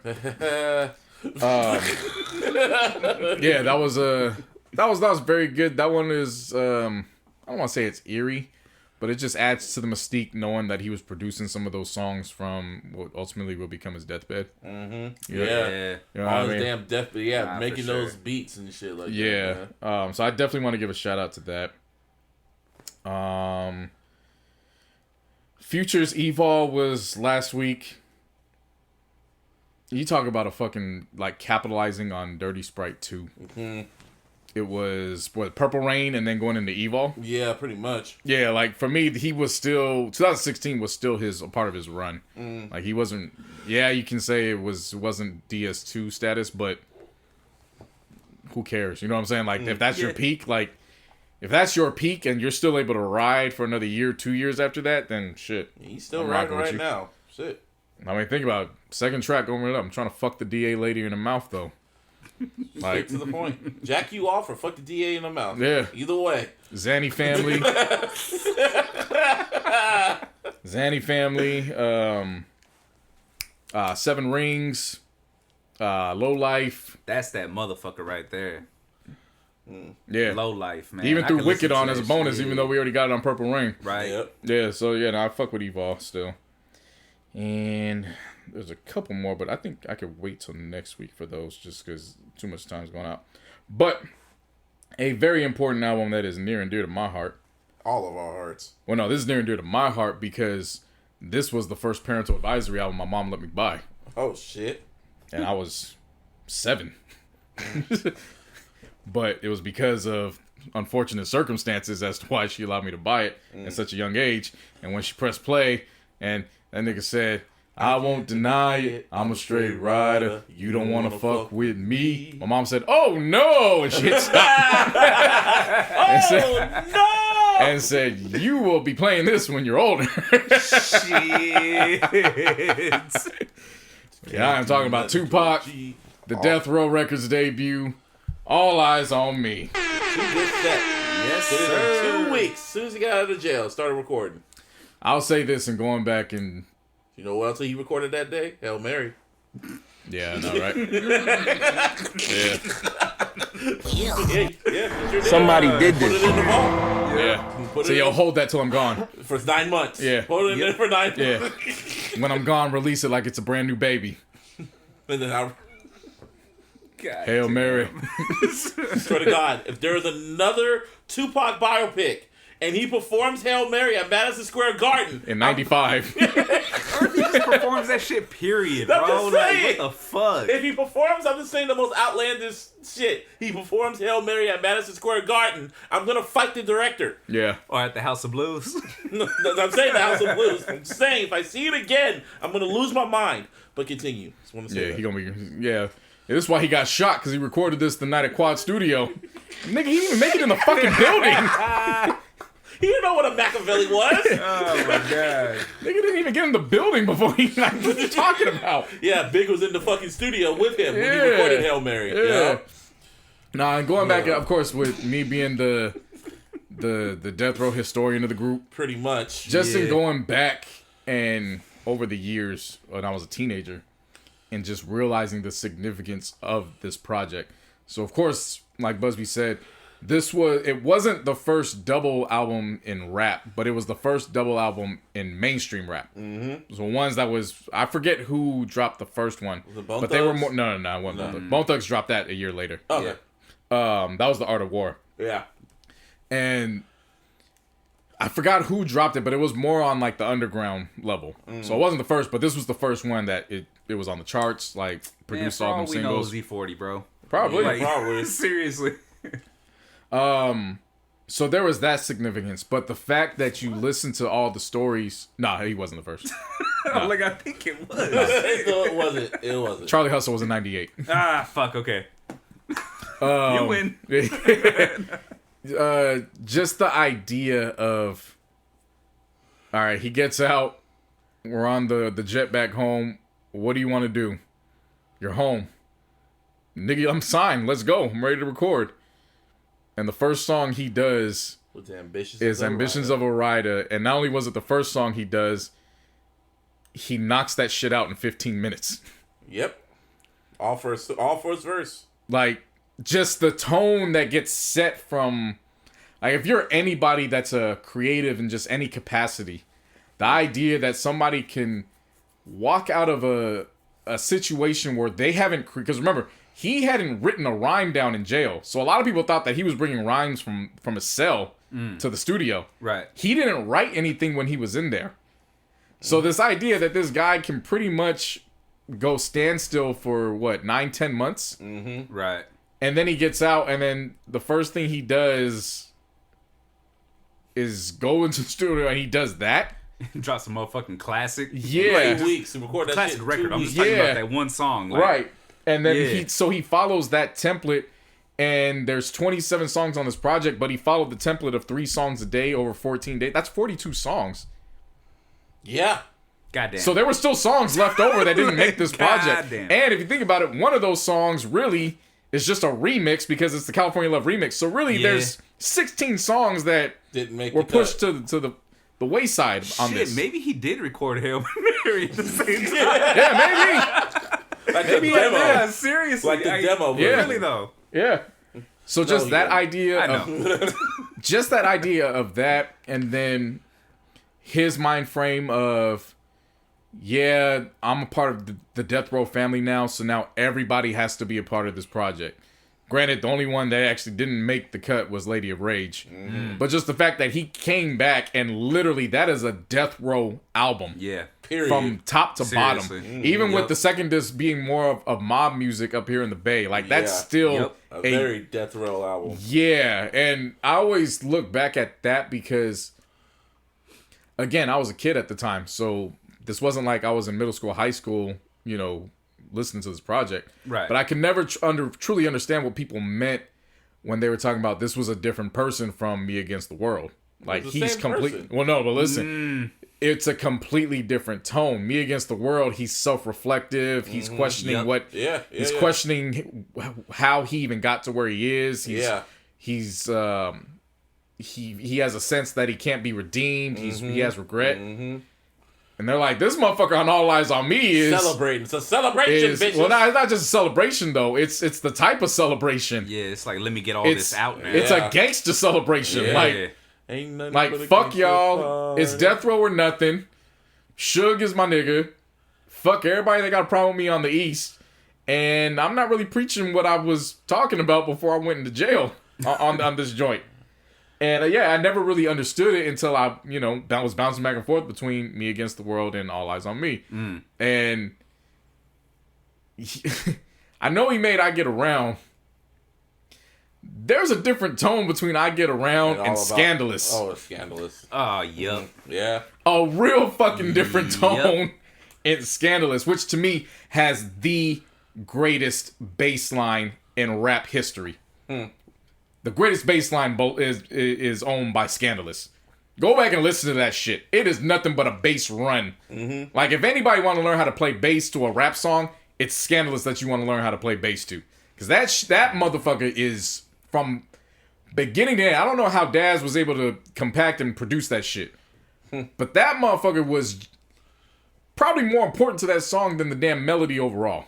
Shit. I like what's it called? Heart of I gotta Men. listen again. I like Heart of Men. That's my favorite. Hearts of Men is one of my top 5 Pac songs Yeah. all time. Just the beat, what he was rapping about, the Richard Pryor sample. Yeah. Like, the whole shit was damn near like perfection to me. Great Yeah. track. Great track. The whole track, album. yeah. What is it? This one.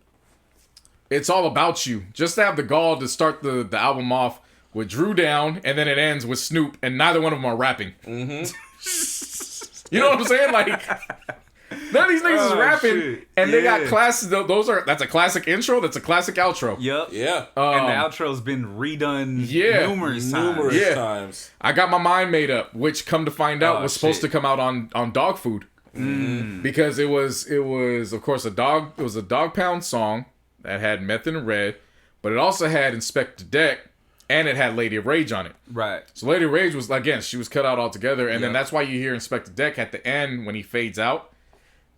If memory serves me right, they just lost the verse. Wow. Wow. Like, they have it on, like, the demo, but I guess whatever they were doing in the mastering, and I could be wrong, maybe they just ran out of time. But if I remember correctly, they had lost it at the time. Like the shit got deleted or Yeah, something. Shit. and then they found it years later, and that's why Dog Pound has it on, like, their compilation of songs that didn't get released. It's on there. Oh, wow. Shit. But in that time frame, like, just the idea of he's screaming "fuck Bad Boy" and that, but he's got 2 prominent East Coast rappers right then and there. One of which is just coming off of working with Big, and was the only feature on Ready to Die. Yeah, pretty much. In Method Man. Yeah. But what? Fuck. Okay. Yeah. Yeah.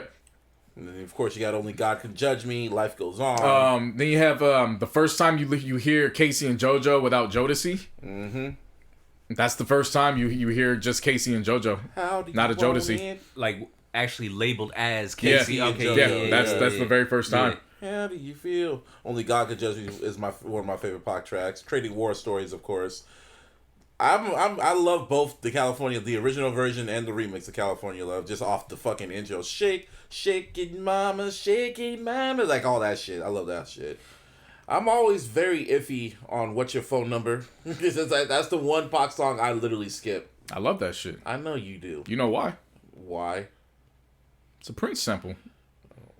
Okay. Came from Morris Time in the Day. 777-9311. Okay. Well, I don't like it. That makes a lot of sense now I'm thinking about it. Like, Yeah, I grew up with 77-9311. So how could I not? You know, I know you're trying to say it as a joke. I get it. No, it's not a joke. I just personally don't like that song. Yeah, but I mean, it's I heard that as a kid, so to hear it that was probably one of the first times I heard something from my mom's era in real time that I truly recognized as a song that came out when I was younger. I think that was probably one of the first times I did. Now I'm thinking about it. And of course, you got the second disc with Can't See Me. You got George Clinton on that shit. You got Shorty Wanna Be a Thug. That's personally one of my favorite ones. And you better holler at me. That was real aggressive. That song is aggressive. That was real aggressive. that was real aggressive. It was aggressive. That song was aggressive. I feel it. Of course, they got Wonder Why They Call You Bitch. That set off. Wonder why they call you That bitch. set off Hit 'Em Up. Ah, I love that shit. Yeah. When We Ride with the Outlaws. Yeah, a lot of people don't know that Wonder Why They Call You Bitch is what set up Hit 'Em Up. Yeah, I mean, yeah, because what's her name? Faith Evans, of course, notoriously, she went in no and pun did intended, was supposed to do the hook, or did the hook. Yeah, she did the session. Yeah. Sat on his lap and everything. Allegedly. Allegedly. Ray J saw it. Shit. Ray J saw everything. Seriously, man. He's there for everything. My personal favorite, Picture Me Rolling. And then Checkout Time. Like the whole album, All Eyez on skipped Me. over Thug Passion. I thought I said it. Nah. Okay, you Thug didn't. Passion. Oh, my bad. I was like, what the fuck, bro? I was going through all these tracks. All Eyez on Me, Run the Streets, Ain't Hard to Find. And Heaven Ain't Hard to Find. And Heaven Ain't Hard to Find. Whole album, two disc set, a classic. 25 years old, the same age that Pac died. 25 years. Shit. I feel like had Pac not gone, this was the perfect setup for Danny Boy. It probably would have been, yeah. You know what I mean? Like Danny Boy was coming off of Murder Was the Case in 94. He dropped Slip and Slide in 95. So when this drops in February of 96, to me this is like the perfect way to go if things kind of go different in terms of, all right, you continue doing what you're doing with this East Coast West Coast shit, but if Suge just steps back and says I need to at least get Danny Boy off real quick, maybe that kind of changes some things. Shit. But they rode that wave, and I mean rightfully so. I mean shit, it's 27 tracks, and how many tracks would people in any era kill for to have at least one on their project? Seriously. Shit. You know what I'm saying? Like some of these songs are just they are signature songs for anybody else. Like if we were talking about the signature versus timeless. Like this whole fucking album is signature songs. Yeah, signature song after signature song after signature song. Which disc do you gotta listen to the most? The first one or second one? I think we've talked about that before. We probably have. Like I'm not trying to like shoot it down Yeah, like that, but for me, I mean, to me, it's still disc 2. Like I still listen to disc 2 more. I listen to disc 1 a lot more because it's not necessarily about the to me anyway. It's not about the sequencing or whatnot, but it's just about the style of music. You know what I mean? Like you could tell the shift. You know what I mean? Like you mentioned earlier and shit. Like there's more of a mob sound. Obviously, that's the shit I grew up on. You know what I mean? Like that's in my blood, bro. You know what I mean? So that shit, yeah. Disc 2 just rides for me a little bit better. What about you, JC? I don't ever listen to this album one by one. I let it play all the way through. Well, that makes sense. I've never... That's crazy. Just because it's a lot of songs. Yeah. You know what I mean? That's like, why that's when Scorpion came out and I asked Drake fans, do you guys still listen to this album all the way through? They'd be like, no, it's 27 tracks. Of course I'm not going to listen to it all the way through. I'm like, and that's how he failed. That's what I'm saying. That's how he failed. Because this shit's a playlist in terms of just in length. It's not a playlist because these are two... obviously, these are two separate albums that were combined. Yeah. But what I mean by that is this is legitimately a playlist. Like these are some of the greatest songs of the year. Oh, that you want to tell me. And then you factor in, and then you get past the year, some of the greatest songs, West Coast hip hop period. Yeah, I was gonna They're say, like man. literally just flowing all congruently into And each then other. it's crazy because 9 months later, even after he died, 9 months later, Machiavelli dropped it. Well, we'll get into that later this I know, year. 9 months from now. Yeah. A whole shift. But back to this, bro. Like, it's crazy because you mentioned how signature songs and how like it's a playlist and they're all great. Like, they really are all great songs. You know what I mean? This is gonna sound wild, bro, but this could actually be compared to Thriller. Okay. I was expecting you to trip. You know what I mean? Like, I'm like, okay. But you know what I'm saying, though, his right? Thriller. Like, it's got his a highest lot selling of the album. fucking greatest hits. And Yeah, shit. it was his highest selling album. His most well known songs are on that album. Yeah, I know. Yeah. It could be like the hip hop version of it. You know what I mean? Yeah. Me Against the World for me is his best lyrically. All Eyes on Me is easily his greatest produced album. Yeah. Like there's no questions asked. And again, like this is another reason why you always just like you're so let down because you woulda, shoulda, coulda with Suge. This is the only solo Death Row album that has Dr. Dre, Daz, and DJ Quick producing on it. The only solo one. It was a big ass because project. before that, the only time where all three of them were together was on Murder Was the Case, but that was a soundtrack. Ah, shit. Okay. This was the only time where all three of them, as in-house producers, Right. again, Death Row Records, Dr. Dre, Daz, DJ Quick, in-house producers. Crazy shit. And they weren't even majorly used like that. Like, of course, Daz had the most out of the three, but Johnny J was the one that came in and like that's nuts. Rest in peace, Johnny J. Rest in peace to Johnny J. That is nuts. Dr. Dre, Daz, and DJ Quick, and Johnny J's the one that leads to this album. Well, to be fair, Johnny J was Pac's producer. Like, I understand. You know what I understand. Like, yeah. I understand that. Yeah. But listen to what we're saying. Nah, I completely understand, bro. Like, I get you. Yeah, that like you got that. three of like the best. Yeah, like three of the signature West Coast producers, all in one. Like you don't even have to like go out to fly these niggas in and have like sessions. Like they're there. Yeah. Well, maybe you got to go get Dre because at that point he was AWOL. Yeah. But you get what I'm saying. Like Yeah. they were all in house. Like that shit is mind boggling to me. Where if you just think about a Snoop record that would have had Dre, Daz, and Quick on his sophomore It's album. surprising that it's never happened. You know what I mean? Yeah.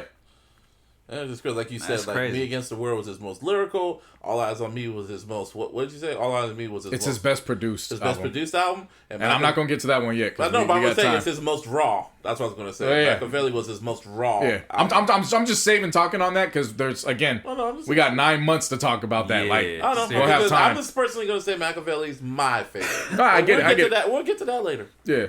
Anyway. But with All Eyes on Me, it was just, again, this was the first album where, like, literally I bought it. My mom put the money in my hands. We went to Target. I physically purchased this album. How much was it $12.99. back then? Yeah. Shit. I remember back in my day, CDs were like damn near $50 for a double disc.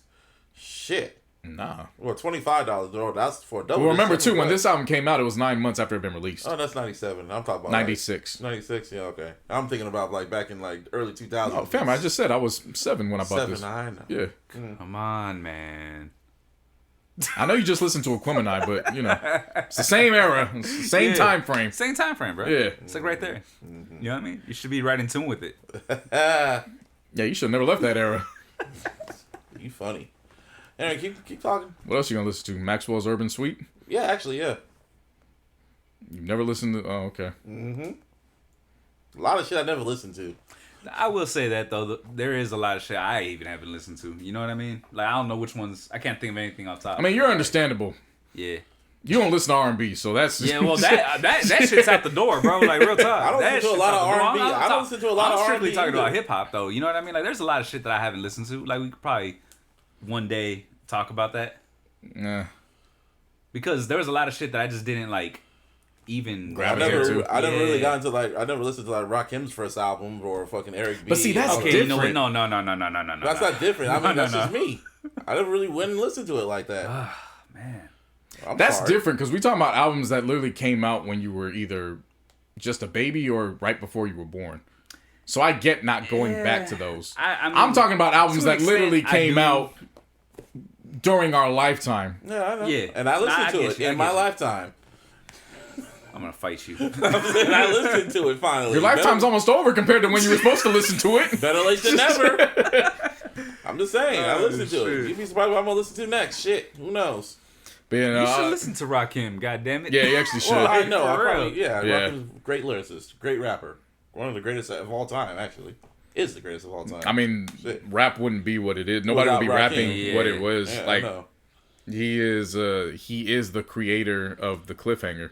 Yeah, it's like I'm just not like shit. Like if And the Eminem was here. continuous flow. If Eminem was Yeah, here, he'll that's probably why I am, slap, right? if Eminem was here, he'll probably slap the shit out of me for saying that shit. Because he's like, as you know how he is, he's like the biggest fucking rap. He wouldn't even nerd. want you to be a fan anymore. Yeah, he Bro, probably wouldn't. He would probably drop you after saying you barely listened to Aquemini this week, bro. He'd delete all of his songs out of your library and tell you don't ever listen to this shit ever again. Oh shit. That'd be like one of the times I'd be embarrassed to be. I'm like, damn, but I'm the Stan. I don't give a fuck. Yeah, And And that rhymed. yeah. He looking at you like, how could you be a true stan if you don't know where my muses came from? I just know Andre is like you rank Andre ahead of you. Andre from OutKast. And Anyway. even then, didn't inspire you to go listen to Aquemini when it happened. I listen to Stangonia. Again, I listen to all of OutKast shit. Again, except for while that we were one. off air, I said that's the equivalent of somebody saying, yeah, I love Kendrick Lamar. Good Kid, Mad City, Damn, Section 80. I just love all that shit. Oh, yeah, what'd you think about To Pimp a Butterfly? I never heard of that. Which one's that?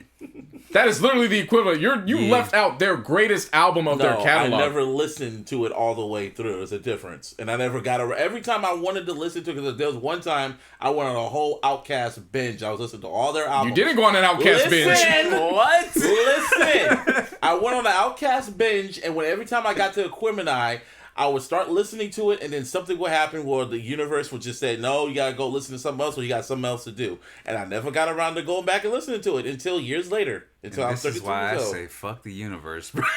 Sometimes you got to take the universe in your own hands. Yeah. How about that? Or maybe I just didn't feel like listening to it. How about that? When did you go on this OutKast binge? How old were you?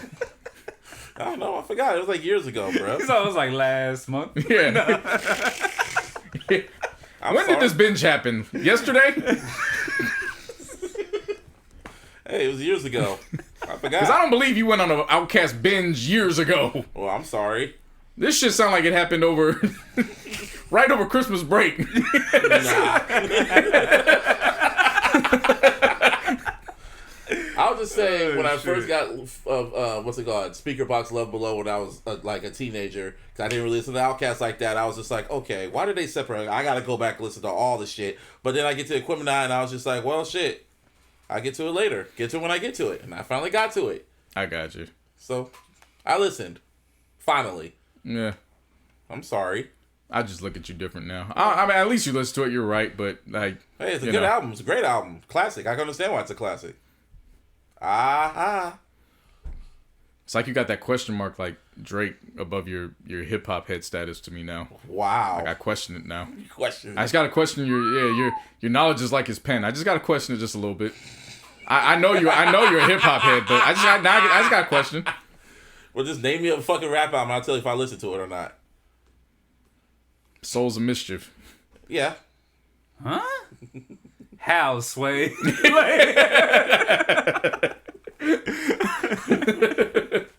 What year? I don't know. Oh yeah. You can't even ask me that though. But yeah, now that goes All Eyez on Me. There was another one that came out. I have listened to this several times. Which album? It never just knocked me that way. What was which the was album? Fuji's The Score. Oh, I never cared about that album. Yeah, There was some good tracks. There was a lot there's of good tracks on there. I records. just never caught the hype on why it was like always top 3 on those end of year lists. The Lauryn Hill. I mean, yeah, that's the only thing I could think of. But even then, bro, Wyclef did do some great production on that shit too. Mm-hmm. So it's good music. It never resonated. Yeah, with me. You know what I mean? Yeah. I literally just 2 songs and that's it. Yeah, Fujila, Ready or Not, That's it. And what's it called? Like, What's the other one? I hear it. Killing Me Softly. Killing Me Softly. Oh yeah, I take it back. There's a couple more too, but it's like I but don't. it's not like you can't listen to it top to bottom. Yeah, like, you know what I mean? It's yeah. not one of Those are the albums. albums Maybe I that's don't just like. my West Yeah. Coast ears. Yeah, that was always my biggest problem, dog. Like, Yeah. and that's to me, it's not a problem, but to everybody else, you know what I mean, who's trying to talk to me about, other shit, it's just Right. like, yeah, okay, Yeah. like that's Yeah. what it is. Now West Coast ears, we need groove. Yes, There has to be groove, and if there ain't no Yes. groove, then I'm like, for what? What's the point? exactly. I don't care what you're saying. That's Where's why, your like, groove at, my nigga? Like, I'll be honest where with can you. I bob my head at? That's why a lot of that East Coast shit, bro, like the earlier East Coast stuff. Yeah, it took me a long time to get into it like that. Yeah, I agree. Wu-Tang was really like the first one in terms of year, because they were out in '93 when 36 Chambers dropped. Wu-Tang was really like that first one where how I kind of feel about Griselda now. Yeah. See, They were the first they one when I didn't went do it back for and me. listened. When I went back to listen, I was just more intrigued that it was 9 of them motherfuckers and all of them yeah. could rap. Yeah. I was intrigued about it. They're doing all these fucking songs, have no hooks and shit. Yup. And For I was sure. like, yo, this shit's nuts. So it was different. But even then, like, it took a while to get to like I didn't listen to Juvenile Hell, Mobb Deep's first one. It was the infamous. Really, I mean, I know LL's greatness, but really it was Mama Said Knock You Out was really the first one where I was like, yeah, I could blast this one all the way through. Okay.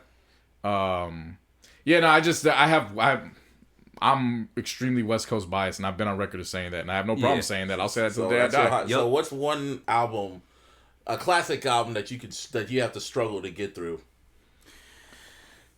I gotta think of one of them East I Coast would have albums. to look. It would definitely be It's an East Coast an East album. Coast for me. album. I would just have to. I really have to think It's about not it. even a question. I could tell you that right now.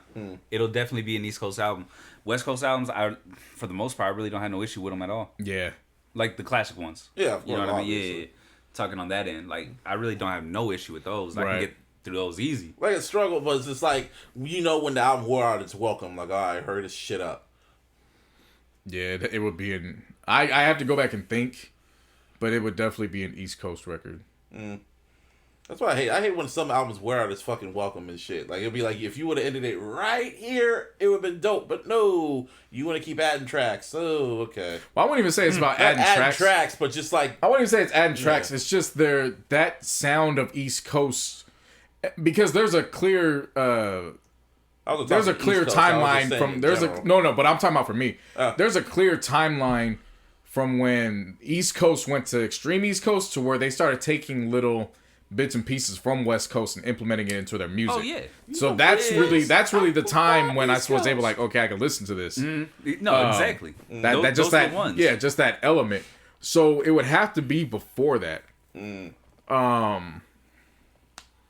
Yeah, I would really have to go back and look, because it would definitely be a late 80s, 90, 91, 92 album. because from what the I've East noticed, Coast. when I'm listening to all these albums, like all these albums I never listened to, I've been listening to albums that had like either like 8 tracks, 13 tracks, nothing above that. I'll be like, okay, I can get through this. But if I see an album that has like 15, I'm like, not 15, but like over 20, and it's just like, okay.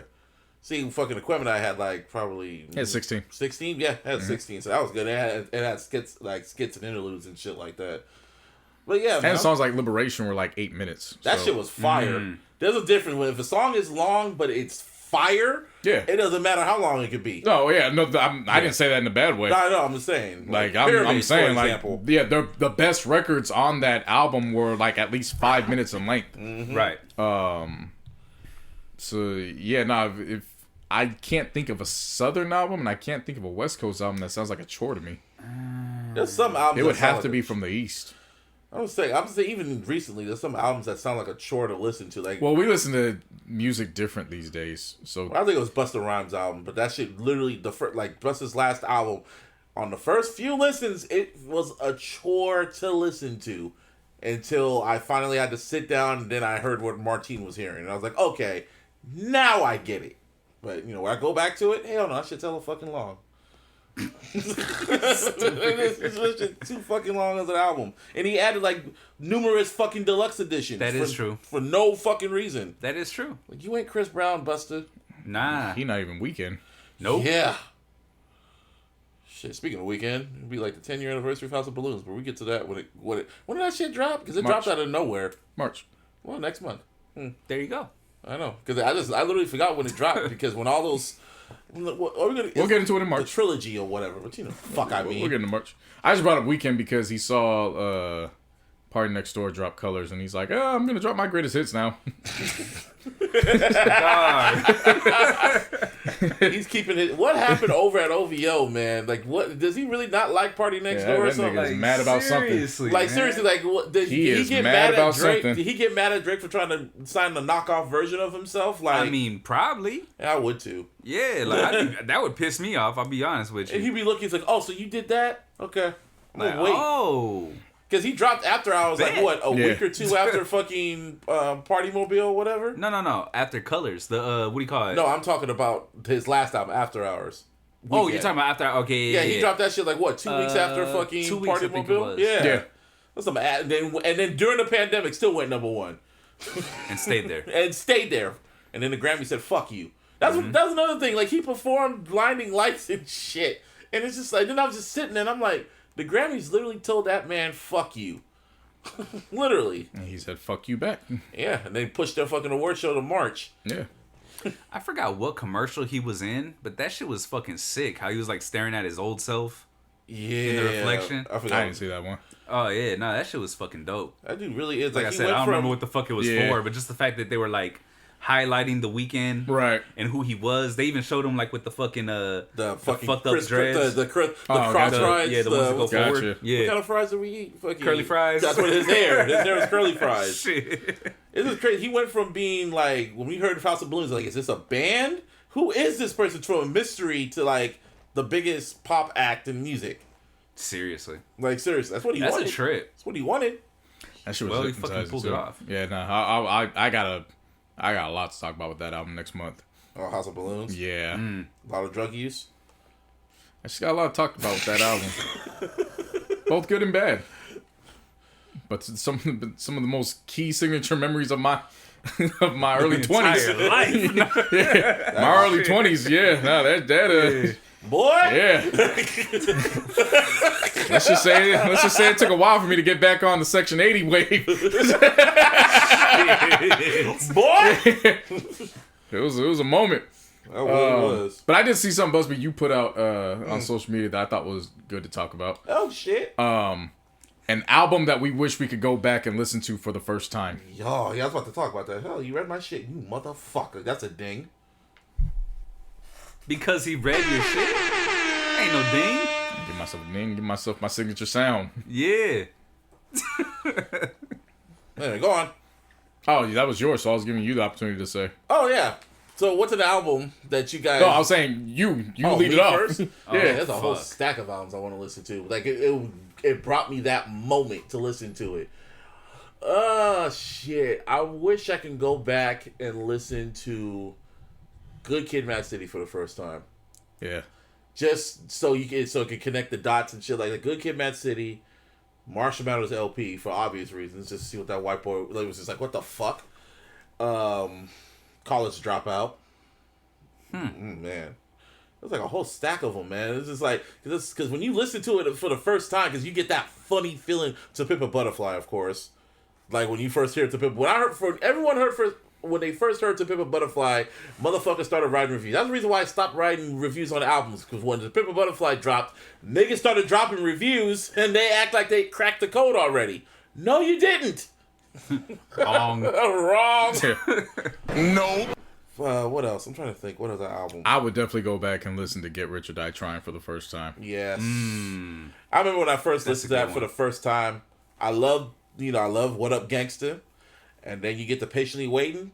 And then I was like, all right, 50, I like that. Then you hear M's verse. And I just keep replaying M's verse. Because it's like, why did you put that here, 50? I don't want to listen to it no more.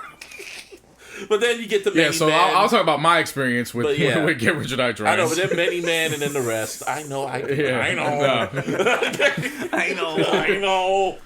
Just because of everything that went into that project. The idea of, all right, can he really do this with Dre and M backing him to the extent that everybody's talking about? Because of course there was Guess Who's Back, 50 Cent is the Future, Beg for Not Beg for Mercy. That was later. No, what was the second tape? It was the green one. Power of a Dollar. No, Power of a Dollar was when he dropped in. That shit leaked in 2000. Okay. G-Unit released a string of mixtapes, and it was 50 Cent is the Future, No Fear, No Mercy. That one sounds right. And then there was one that had a green cover. Hang on, Is it the Power of a Dollar? No, Power of a Dollar was a solo album. Okay. Well. That was the one I was supposed to drop in Colombia. Then he got shot. Yeah. Oh, okay. It was something with. It was something. I'm looking it up right now. I can see the title. I can see it in my mind. Hey, Get Rich or Die Trying. I just remember that moment out here when it dropped. It was literally sold out everywhere in the Bay Area. Just California, period. Yeah, 50 Cent is the Future, Yeah, No Mercy, I got No it. Fear, and God's Plan. Oh, okay. No pun intended, Aubrey. Yeah, so I obviously if you're coming from that background with those three and then Guess Who's Back, then it's like, all right, he can do it, but can he do it to this magnitude? Right. Like, can he live up to the expectation type shit? Yeah, and then just knowing that shit leaked 4 days early and it forced them to drop 4 days early, and he sold like 864,000, and then the next week he sold another 852. Like, I will never see anything like that ever again We won't. in my lifetime. Nah. I just won't. He only declined 12,000 units, and he put up 800,000 of them. So if he would have dropped, if That's that album crazy. did not leak, he would have sold 1 million first week. Yeah. Oh, yeah, for sure. Because that's what Massacre did. Massacre sold like 1.1. 1.1 million first week. Yeah. Yeah. That was amazing. And then he put the deluxe out the following week and shit, or whatever the fuck. Well, they were Right. a few weeks later, but Whatever. So I would You know definitely, what I mean. yeah, I would definitely Like- listen to Get Rich or Die Trying for the first time again. that was a moment. What about you, Martin? For me, it's a few of them. I'll start with the classic ones and shit. I would love to listen to Dr. Dre's 2001 for the first time, like, again, because that shit, like, I mentioned it before, like, that's the one that made me really want to start making music on my own. Even then, You know what I like, mean? it's And still it's like- crisp. The production on that is so Yeah, crisp. that's what even I'm to saying. this Like, day. now imagine that. You know what I mean? I already had like the kind of feel like I wanted to make music and shit. You know what I mean?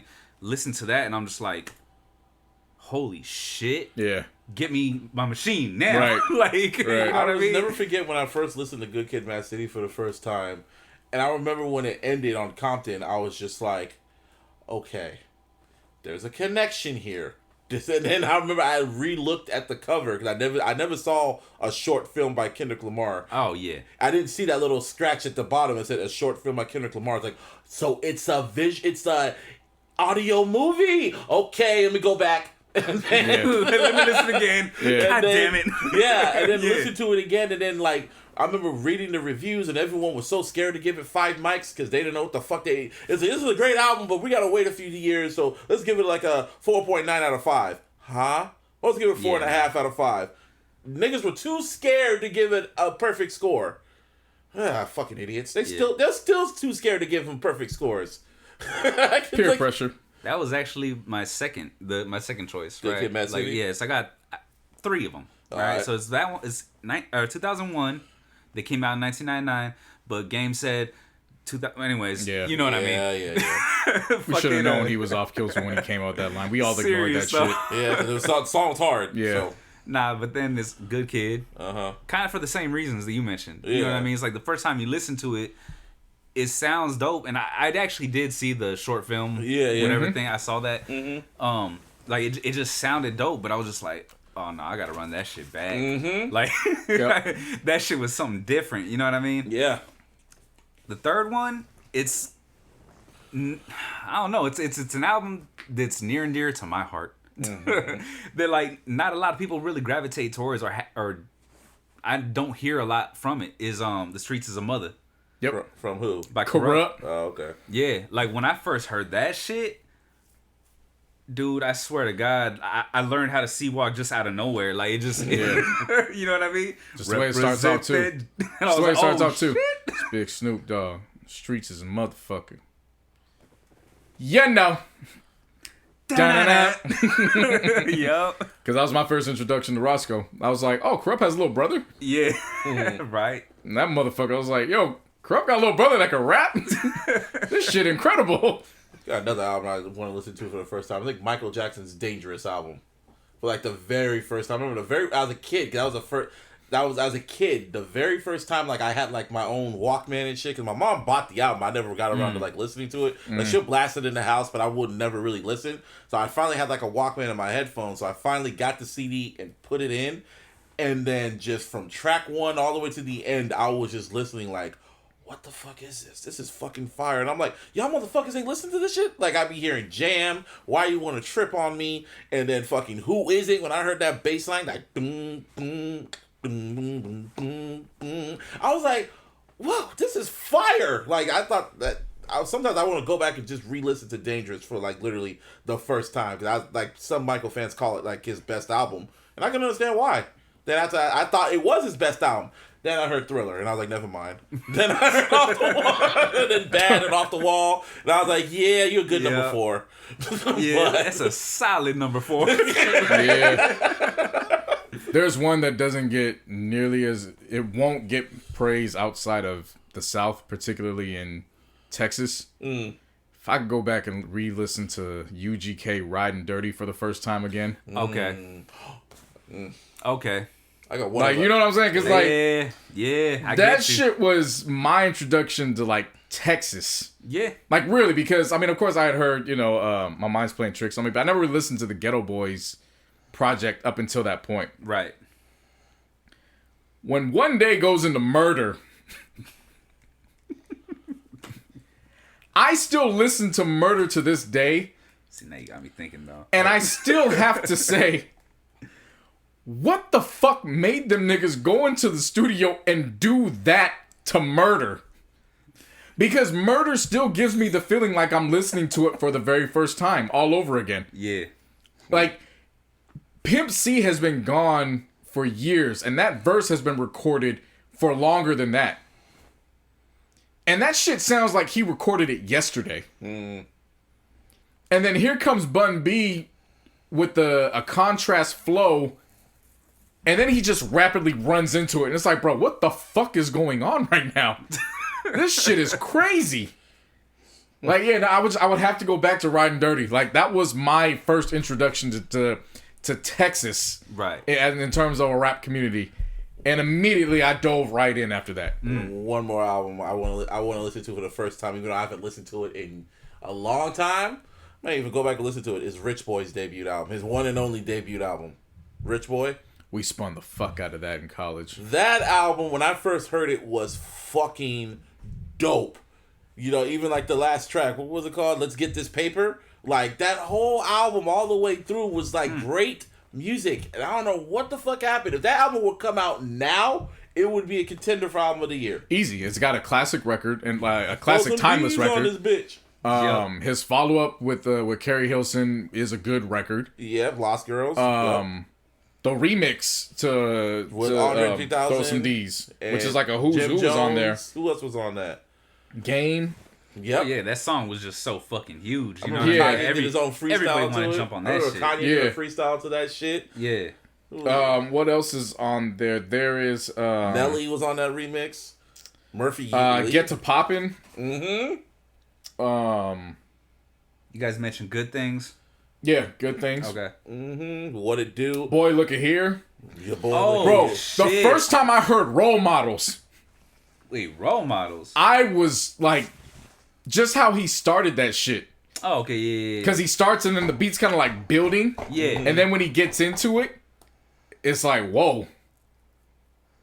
And then how he's bragging about how he's fucking the mayor's daughter, and then when he don't even know she's around, like he's snatching the car and shit. I'm like, nigga. He had John Legend on this shit. Yeah. It was there was money in Rich Boy was so fucking dope. John Legend didn't have a name like that. He didn't have you a know name what I for mean? that. Not at that I'm time. gonna tell you guys this because this is true. Rich Boy was so fucking dope that Atlanta was trying to claim this nigga because remember he's from Alabama. Yep. Atlanta did everything in their power to claim Rich Boy. Wow. At that time. I believe it. I believe it. Like, literally, they did everything in their power to try to claim him, and Alabama was just like, no, it's not happening. He's... Yeah, plus he had a sound, like, just a unique-ass sound, bro. Like, yeah. What happened to him? Disappeared. He had the follow-up single, and it just, like... He just fizzled out. Well, it wasn't just him fizzling out. Polo the Don started fizzling out, too. Because remember, he was signed to Polo. Yeah. So when Polo's sound started fizzling out, then, you know... I was trying to see if he it had went any with other... him. No, You know Rich Boy's what's a very funny? good one. That album's a classic album. He did drop... Oh, wow. He has dropped hella albums. Yeah. Like Break the Pod and then featuring... Love This Club, right? He did that for Usher. Yeah. Polo That's Don. when Polo phased out. Yeah. And it sounds crazy because, you know, whatever. That's like a huge song, right? Right. Mm-hmm. But the thing about it is, what a lot of people don't realize, or I don't know if they ever knew, is that was just a loop from fucking GarageBand. Yeah. You know what I mean? Like, remember hearing about legit. that. It was a loop from GarageBand. Once everybody found that shit out, nobody started fucking with Polo after that. Wow. Yeah. Yeah, man. I was just thinking about Rich Boy. I was just like, damn, that was a great album. Yeah, I remember when I first listened always... to it. I was like, this is... And it was in 2006 or 2007. Yeah, and I was like, this is great. He only dropped... It was like he dropped other projects since then, but it took him a while. That was a buzz. Like, if that album would come out now and just replace some of the features with, you know, with... What's his name? Roddy Rich and fucking... Who else? Lil Baby. Don Toliver. Don Toliver and all that shit. Because Role Models had Attitude, which is Timbaland's younger brother. Mm-hmm. And then it had David Banner. Right. David Banner. So when the hook came on, it was... I had heard stuff like that, but again, I hadn't heard it that way. Like the combination of somebody taking over the hook. Because remember how it starts? I see you balling. Yeah, what's up? This here's a motherfucking stick up. And then Banner comes in. We'll take your shit and think nothing about it. We'll take your shit and think nothing. Like, it was just, nigga, what is this? Yeah. This shit is wild. Lil Jon had production on that shit. Yeah. Man. Taking it back, man. I was young back then, but like it was. I just remember, like, yeah, man. No, that was one of those albums. I was glad to be in the South when, like, to fully enjoy it, because we had a fucking ball with that album my freshman year. I'm sure we went crazy with that fucking album. Yeah, and then he just disappeared. Yeah, like, yeah. That's wild. But no, like, let's get this paper. Like, bro, we would. That's like an anthem. It's like the perfect way to end the album. Shout out to my eight brethren, and we was known as the brethren on campus, right? And we would have a call. Like, you remember how when you were watching the U, and they were saying when one of them would get into a fight, they would be like, "Cuckoo," or like they'd make a noise, all of them would show up. Yeah, you would know when all of us were around, because all of a sudden you just hear home, just out of nowhere, and like all of a sudden, like everyone would just pop up. What the? We don't know. We actually forgot how it started. Like, I'm trying to... Yeah, just home. And, like, it would start off with 2, and the next thing you know, like... No, not home. No, it wasn't that. It was not that. Don't disrespect the home now. Don't disrespect the call. No, it was home. And it would be, like, 2 at the time. And then before you looked up, like, when next time you looked up, there was, like, 5 or 6. And then the last 3 would, like, pop up. It was, like, literally, it was, like, 9 or 10 of us all together my freshman year. That shit was funny. But my homeboy, shout out to my homeboy Vel. Vel would cut all of our hair. And Vel was in the dorm right across from me and my boy Kellen. And then come to find out, Kellen and Vel were cousins. They learned that shit like as we were there. They didn't even realize it. Oh wow. So Vel used to legit cut our hair in the fucking community bathroom at like 2 or 3 in the mornings. Oh wow. Like legitimately. And we would keep the music at a low pace, but his shit was let's get this paper. So anytime we was getting our hair cut, you'll hear that shit. Hey man, we gotta run that back. You don't mind if I run that back for you? That shit. I love that shit, boy. We gotta run that back. He used to curse. I know. He used to curse, but like, oh, I love that stuff, music, boy. Oh, I gotta run that back real quick. Yeah, that was some, so yeah. So whenever you heard "Let's get this paper" at 2 a.m, we was like, oh, they'll cut somebody here. That song's fucking hard. Like, I haven't listened to that song in like years, but I just remember how much energy it had. It's like it was a feeling to it. Like you felt that shit. Yeah. Good times. Nah, really good times. Yeah, let's see, when we talk about the Hall of Fame, I was going to bring this up in the Hall of Fame. The Rock and Roll Hall of Fame nominations came out, and Jay-Z's nominated along with LL Cool J, Mary J. Blige, Foo Fighters, and a few other people. So It's black enough. Yeah, I know, but LL Cool J needs to get in there before Hov. I'm sorry. No, what I'm saying is the nominees are black. Like it's a black enough list. All right. Yeah, I know. They only accept like what 5 people, Martin? Something like that. Yeah. I know it's like a small amount. I don't remember the exact number. Like it'd be nice if it was Hov and LL Cool J, but LL Cool J needs to get in there. That's all I'm saying. If they accept Hov in there and not LL Cool J, I'm gonna be like, is LL Cool J ever gonna get in this shit? Well, I'm not gonna say I won't have a problem with it. It just goes back to what you were saying, as you understand why 1989 beat To Pimp a Butterfly. Mm-hmm. Because in the mainstream's eye, Jay-Z is over LL. Because remember, by the time Jay-Z started rapping, LL was already in the house. So he had already started that transition. Oh, the transition into the screen. Yeah, no, of course, no. I but you're talking about man. you're talking about the Rock and Roll Hall of Fame, not the Rap Hall of Fame. No, rock and roll. He needs to be in the rock and that's roll. That's the reason, though. You're missing what I'm saying. You're missing what I'm saying. In that shit. I agree with you. But the same way how he was saying how he understands why 1989 beat To Pimp a Butterfly, who is more recognizable in most people's eyes if they're not hip hop heads? Cool it's Jay-Z. Not if you're not a hip hop head. I mean, because you could be an R&B head, but you know Jay-Z just off of Beyonce. Most people just know. Most people in today's era, they only know LL Cool J from CSI, bro. From like TV and movies and shit. So I'm not saying I agree with it, but I'm just saying that if it happens, I'm not gonna look at it so sideways because it's like, it's been like, well, who's in charge of it? Because I was thinking because it's just voting shit. It's like, time out. Here's my take, Yeah. and the reason why I'm actually really passionate about this shit is because LL was the first rapper that I actually ever heard. Like, you know what I mean? Like that. Yeah. That's kind of like legit what I grew up on. Like for Yeah. real. If he gets in, or if he doesn't get, let me phrase that. If he doesn't get in before Hov, then the Rock and Roll Hall of Fame needs to just disappear because that shit is fucking stupid, bro. The reason why I'm saying that is like their job is to know the history of music. Yeah. You know what I'm saying? Like the panel, I'm saying the ones who vote them in and shit. But I say that because Tupac and Biggie are in before LL Cool J. That too. That's true. Fucking wild. So, all right. do you understand what I'm saying? Like that's literally Nah. that's what I'm getting That's at. Like, By that fucking accord, wild. yeah, I get you. Dude, And but it doesn't make sense. Even that doesn't make sense. I agree with both you guys. Yeah. I'm in the same boat as you, but this isn't the Rap Hall of Fame, so I can't really expect them to get it right. That's what I'm saying. Yeah. I don't understand how LL isn't looked at as rock and roll. Like, you know what I mean? 'Cause Yeah, he no, is I rock don't and roll, bro. understand. I He was don't the understand founding either. member. He was the original fucking member. He was the first artist of Def Jam. Yeah. Yeah, he was like the one put in the spotlight. Yeah. You know what He I mean? was their first franchise player. Because I'm saying, if Hov exactly. gets in there before LL Cool J, I'm gonna be like, word. And I love Hov. Like, don't get me wrong, because I'm seeing all his little cronies on social media. Like, yeah, get Hov into the Hall of Fame. I was like, LL Cool J needs to be in there too. Hopefully, Needs both to be of in there them first. Yeah, he should have been in there. Been I in there. 100% don't disagree with I'm you. just saying, I feel like LL Cool J is a staple of this if Hov shit. gets in there, LL Cool J needs to get in there. No, of next. course, I fully agree. I'm just next going goal. off of I don't know who's voting for this shit, so I Yeah, can't. I get you. I can't really hold them at fault because if it's somebody that's just like, oh yeah, well, I didn't know LL Cool J did that. It's like, well, I think it's like historians and industry folks. yeah, and shit. Yeah. but you know, Tupac and Biggie made it before LL Cool J, and I'm confused with that too. Even Pac would be like, "What the fuck?" Because Pac was a huge LL stan. Yeah. Yeah, so it's like your favorite rappers. Yeah, I was gonna say anybody who came up in that era looked at LL like that's the standard. Right. You know what I mean? Yeah, so if Hov gets in there before LL Cool J, like, say if Hov gets in there and LL Cool J doesn't, I'm gonna be like, word, I guess. Like, I won't. I'll celebrate it, but at the same time, it'll be one of those.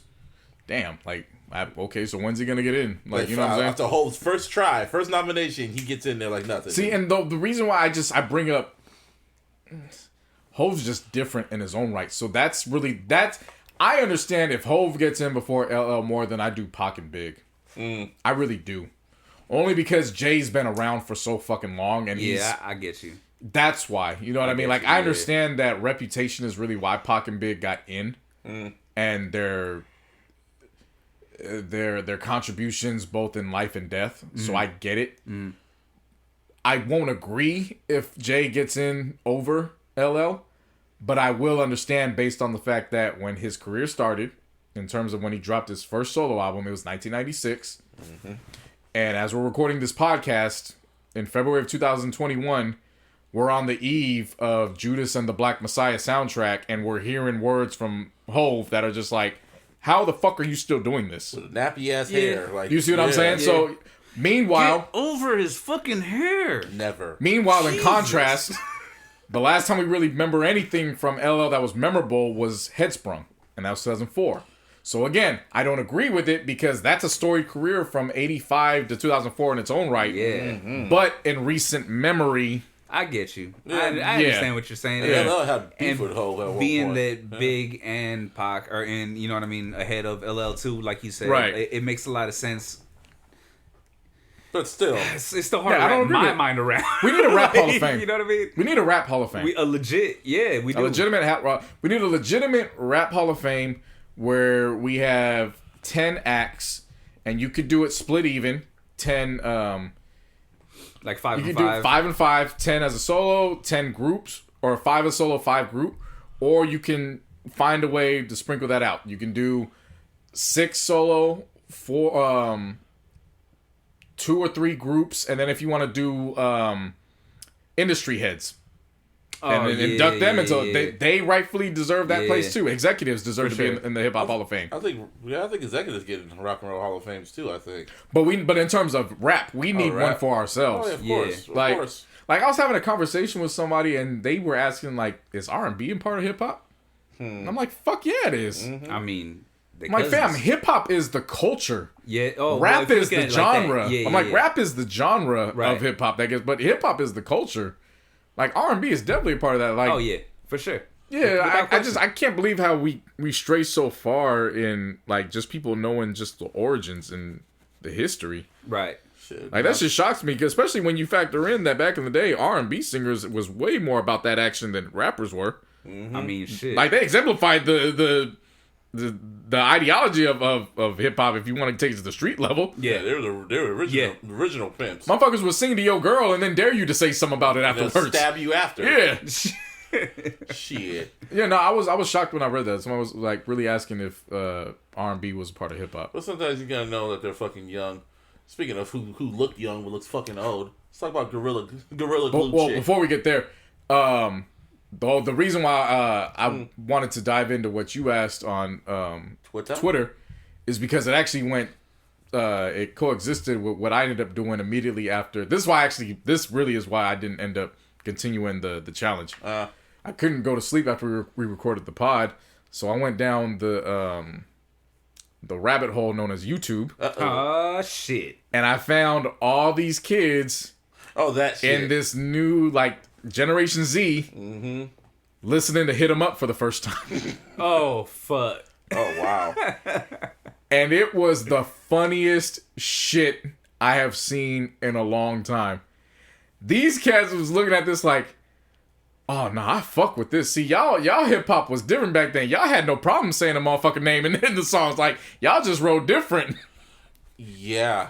But you can't get mad at them. That's not what they know. Yeah, it's like, not what they They know. know Yeah, subliminal. that's not their era. They know They're- folks who are subliminal, Yeah. not saying names. Yeah. and then just seeing some of them, because some of them were coming off of Dear Mama and So Many Tears.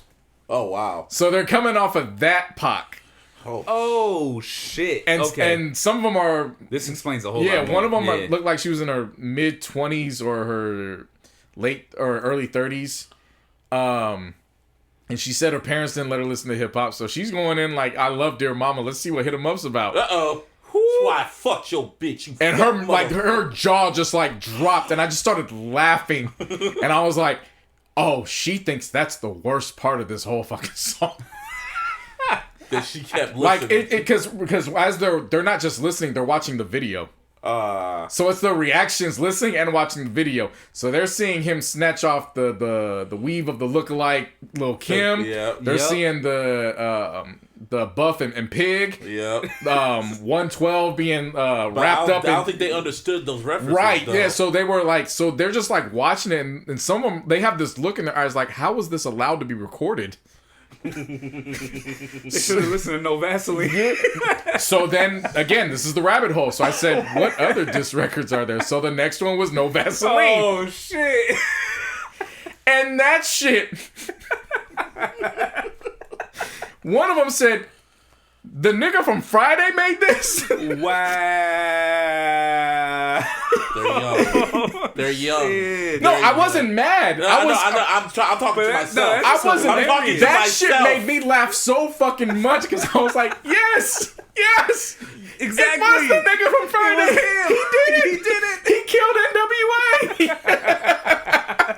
Yeah, I'm talking to myself like they're kids. They're kids. Yeah, no, they are young. They're kids. So it's like that's why I was so intrigued about that because it couldn't have come at a more perfect time because I took so much joy in watching their first reactions to records that I grew up on.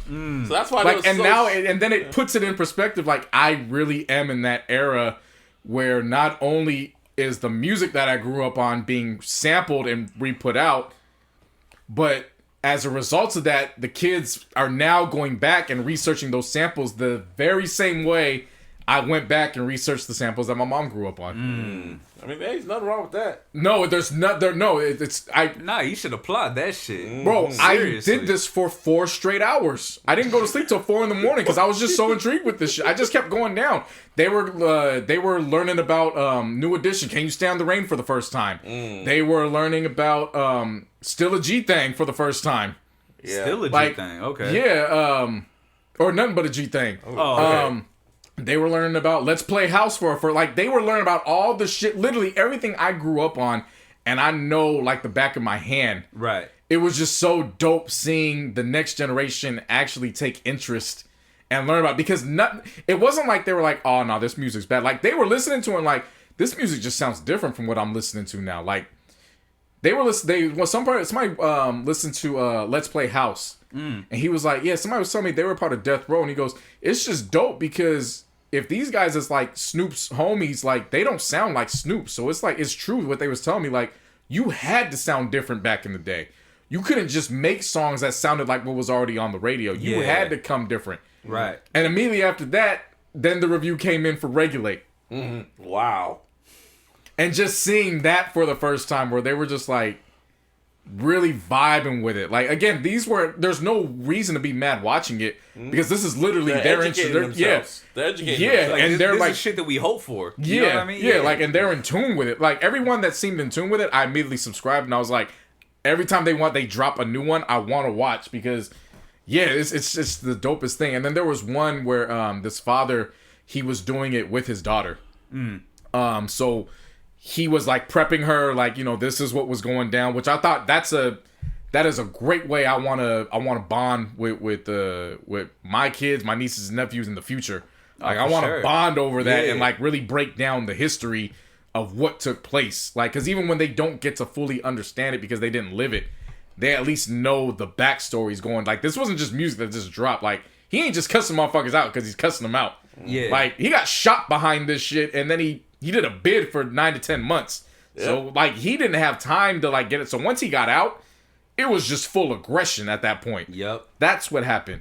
Somebody went and did Dollars and Cents. DJ Quick. Yeah. Yeah, they did that. So yeah, they were covering a lot of ground. Like Damn, it was wild. Yeah.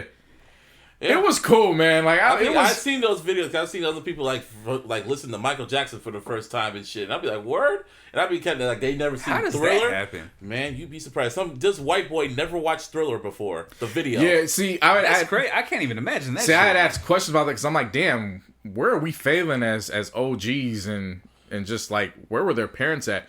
But some of these, I call them kids, but they're, you know, late teens, early 20s. Mm-hmm. Right.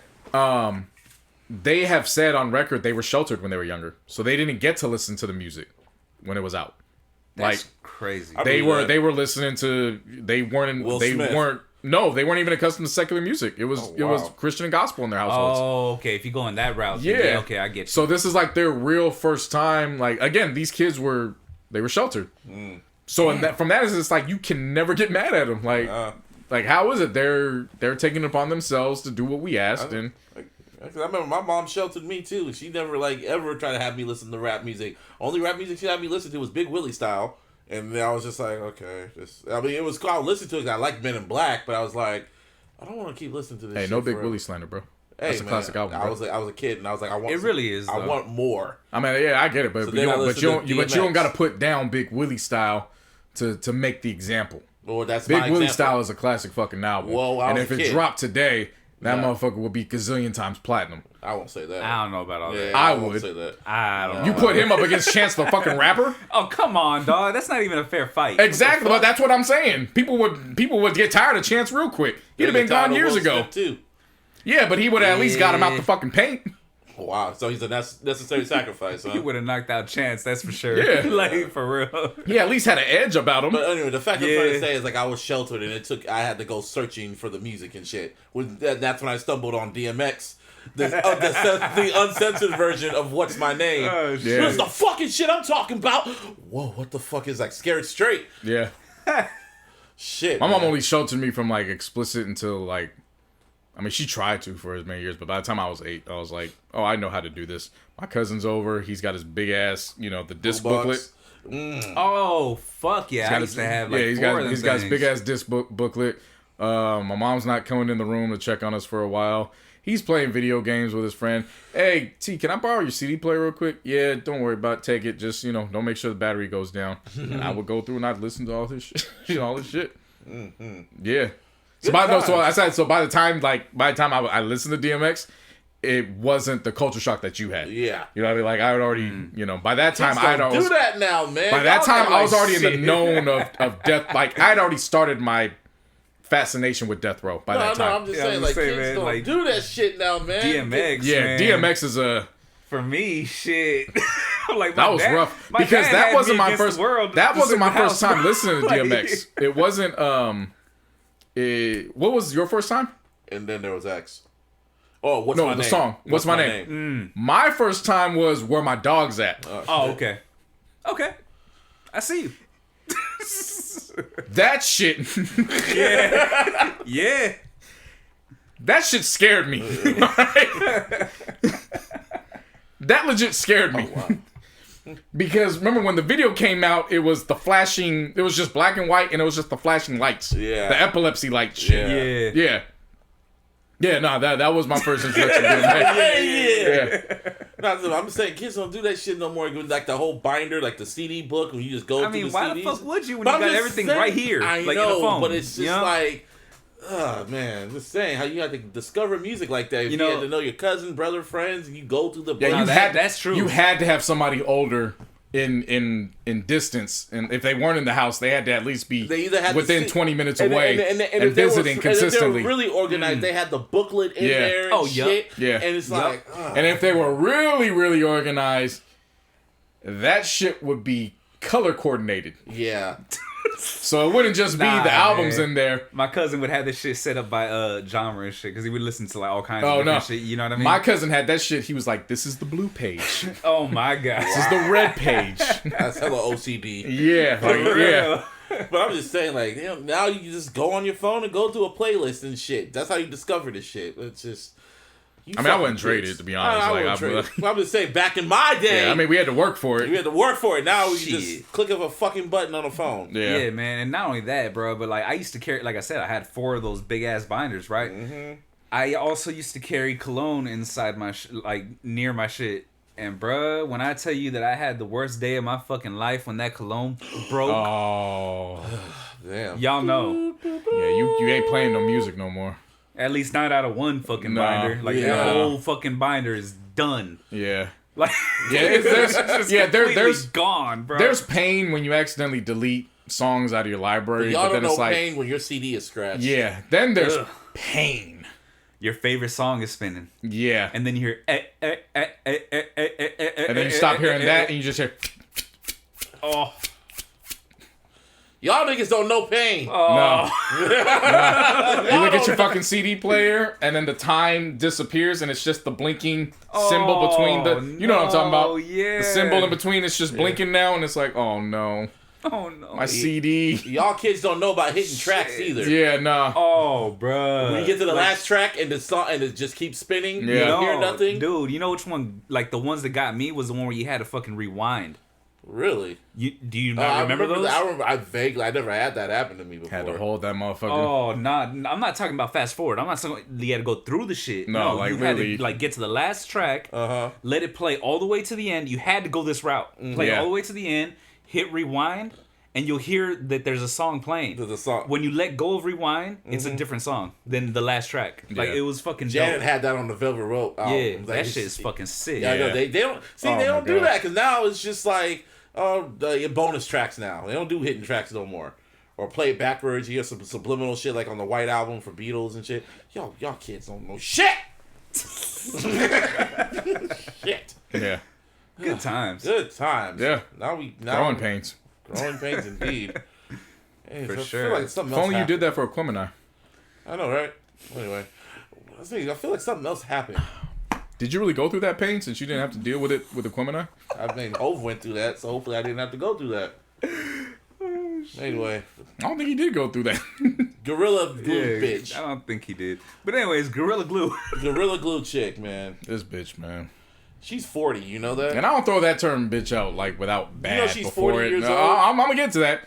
No, I'll get there. He's all, hold up. I just don't throw Hold out. up. I just don't throw out the term bitch just in disgust like that. Just because it. When I saw the video, the first 2 seconds when I see how she's looking at the camera and her eyes looking all big and shit like that, I'm like, oh, she's stupid. I knew it from jump. I have to watch this, and I kept scrolling. I mean, And then after the second time when you wash your hair and it's literally just sliding off, that should probably tell you something's wrong. Well, no, first you said I don't have no hair But- conditioner. yeah, so but I'm gonna get Gorilla Glue and put it and purposely Yeah. put it in my hair. See, I skipped the steps because at that point the damage had already been done. But if she's stupid, then I couldn't expect her not to know the difference between Gorilla Glue because there's just no hope. I'm just saying that. I mean, really think about it for a second. Like, you asking her to read. She just don't seem like she reads. the reading tight. Yeah. Yeah. Look look at her. You should have just looked at her. So I gave Shit. up on just that idea. It was just after the second time when you just noticed the soap wasn't even hitting anything, it was just sliding. Like, that should have told you need to get up and go get some professional help, particularly some medical professional help. But when she said I washed for 15 times, and I was like, there's no hope for you Nah. at all. Like, you just stupid. So then Twitter tried to make all of us laughing at her feel bad about it, which I wasn't gonna allow them to do. Nah. Cause no, there's levels of this shit. I don't give a fuck if it's Gorilla Glue or Gorilla Goop or whatever the hell that We they said don't was laugh. supposed to do. If any motherfucking can says adhesive, maybe you should look that shit up in your phone to figure out what adhesive is. She purposely. And if you don't did it. read, if you notice that you don't see hair in that little square or rectangle as for use, like, this ain't even about reading. You didn't even look at the pictures. No, I'm telling you Wait, when I so because I didn't watch the shit. I saw the fucking like screenshot, like the beginning of it. I scrolled right past. I was like, I ain't trying. But then I kept hearing about it. By the time we had seen her, she was already watching it for the 15th time. It Okay. wasn't like she was doing her hair and she was reading it as she was going. Now, I'm not excusing her by no means because it's still fucking stupid, right? But did she think that it was the gorilla snot? She thought it was the gorilla snot. Okay. People try to give her leeway, but it gets much, much worse because that's not where it stops. That bottle doesn't even look like the same No, thing it at doesn't. all. Like, it's And fucking but completely different. This is not where it stops. It keeps going. And this is Oh, why God. people like finally gave up with her. And it was like, yeah, y'all stupid, so I'm gonna make fun of you too. Because we tried telling you there's no hope for this woman. Let it go. Laugh and we can be done with it. man. But they kept trying. It was like the Jussie Smollett shit. They really did try to make us feel bad for this bitch. Yeah, and then after a while, it was like, no, you're fucking stupid too, so I'm gonna laugh at you too. Actually, I'm gonna take the pressure off her for a little bit, and I'm gonna just direct it at you. Because clearly, you can't read either. You can't read a fucking room to know when you're dealing with somebody that's a fucking idiot, and that'll make you look stupid if you argue with this idiot in public. Yeah, This you motherfucker got to- just going. Damn, I love it. Keep going. Just keep going. I'm like, Keep oh, going. keep going. Keep going. So, she then goes to the emergency room. And they say, well, we're glad you came at this time because if you held this in your scalp a little bit longer, you probably wouldn't be here because there's chemicals in it. No shit. In glue? No way. So they shave her head, which, you know, hey, we gonna laugh that that's your scalp. asked for your it. scalp is still intact, so I don't feel bad. You still have your scalp. Right. There's people that don't that had to go do what they need to do, and they scalp ain't intact. They put glue in their fucking hair. Yeah. Willingly. Then they said, we recommend you stay here so we can give you the treatment that you need. She said, no, I'd rather go home and do the treatment at home. Because it's more comfortable for me. Because It's more comfortable for me. Yes. Okay. And guess what she didn't do, Martine? What didn't she do? She did not read the instructions on the fucking medical prescriptions that were supposed to come to her. Shit. So it made it worse. Because she took the medication when she wasn't supposed to. She's just So stupid. she ended up back in the fucking emergency room for them to do an emergency procedure that would cool her head. Because the medication that she took at the wrong time, it was burning her scalp. Oh, shit. 'Cause she didn't listen to instructions. Like, she Really? refused to do it. That's the thing. She's 40 that's years interesting. old. But that's not all, Martine. Oh, shit. Keep going. Because her and who was that in the video, Busby? Her sister. Her sister Was laughing her ass off. Oh, can't get right either. Can't get right and can't get right either. damn. What happened? Did they eventually end up getting the gorilla goop? Or they got something else that was supposed to be gorilla goop? What do you mean? I don't know what they did. They got something. They got something like a They remover. did it all over again. Oh, my God. Because it wasn't gorilla goop. And this time, fortunately, it wasn't gorilla glue. But it was something else that... No, it doesn't work either. So then this bitch is so mad at Gorilla Glue that she wants to go and take legal action against them. And she said, I heard that. quote, I'm weighing out my options. Bitch, what options? What options are you talking about? The fact that you didn't get hooked on phonics? 1-800 You need to sue your damn school district that where you came from. And she is 40 years old. You know what? 14! 40! You are a grown-ass woman, and you put glue. I'm laughing. This story Super- will never not be funny to me. Super duper glue in your hair because you ran out of hair conditioner. Are you fucking stupid? Yes, you are. Yes, you are, and I will continue to laugh at your ass. And and all the people on Twitter that wants to make us feel bad, you stupid too. Ah, fuck you. That's what I'll say. Fuck you. And jack you off. Whoa. Somebody did this. Yeah, it got dark real quick. Yeah. Nobody will ever make me feel bad for doing that. I will never feel bad for I just laughing don't at get that. them. I don't get why black folks we need to all stick together. Why are y'all making fun of her? Because she put glue in her hair! Adhesive. Purposely! Not just regular glue, the glue that you put on like titanium and shit. Yeah, that's like one of the strongest glues. Yeah. Like, seriously. That's Gorilla available. Glue! Yeah. That's supposed to tell you something. This Yeah. is that aggressive glue. That's supposed to aggressively stick. Why do you think it's called Gorilla Glue 4 in the marijuana dispensaries? Duh! Because you're stuck. Completely. Now your hair is fucked. You stupid motherfucker. So how You you, know guys what? doing? You know what? And I don't like talking on... Black women like No, this? well, that. But I also don't like talking on the dead.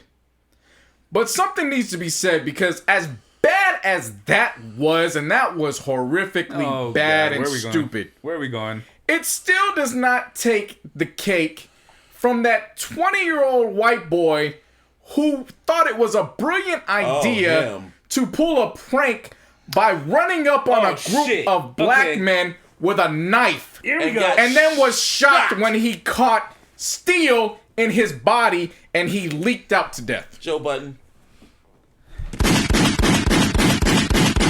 And I've been waiting, baby. I hate talking about the dead because they can never counter and defend themselves. But they laughing at you in the But afterlife. that right there, Bro, what the fuck was you thinking? Like, seriously. Seriously. shit is that? I hope we got to get a medium in here so your spirit could come in here so we could roast you. Nah, I don't want his spirit here. What the fuck? No, his I'm spirit. Cool. So we can That's what I'm roast him. saying. Even No. even if he comes to haunt me in my room, I wake up. Oh, you here? The fuck? Like, the best laugh I got from that, because it was from that Say Cheese I know profile that on account. Twitter. Their account, yeah. Ah, The best laugh I got from that. And again, I try not to laugh at stuff like that. right. But hey, I'm not gonna feel bad in certain instances, and this is one of those instances. But the laugh I got from that was when somebody commented, "Don't forget to like and subscribe for the next video." oh my god. Like what? Like honestly, what? That powerful niggardry at work here. Why didn't anybody tell these kids that the pranks are staged? They actually paid the people that are being pranked on. Yeah. In these videos, and even if that wasn't the case, Yeah.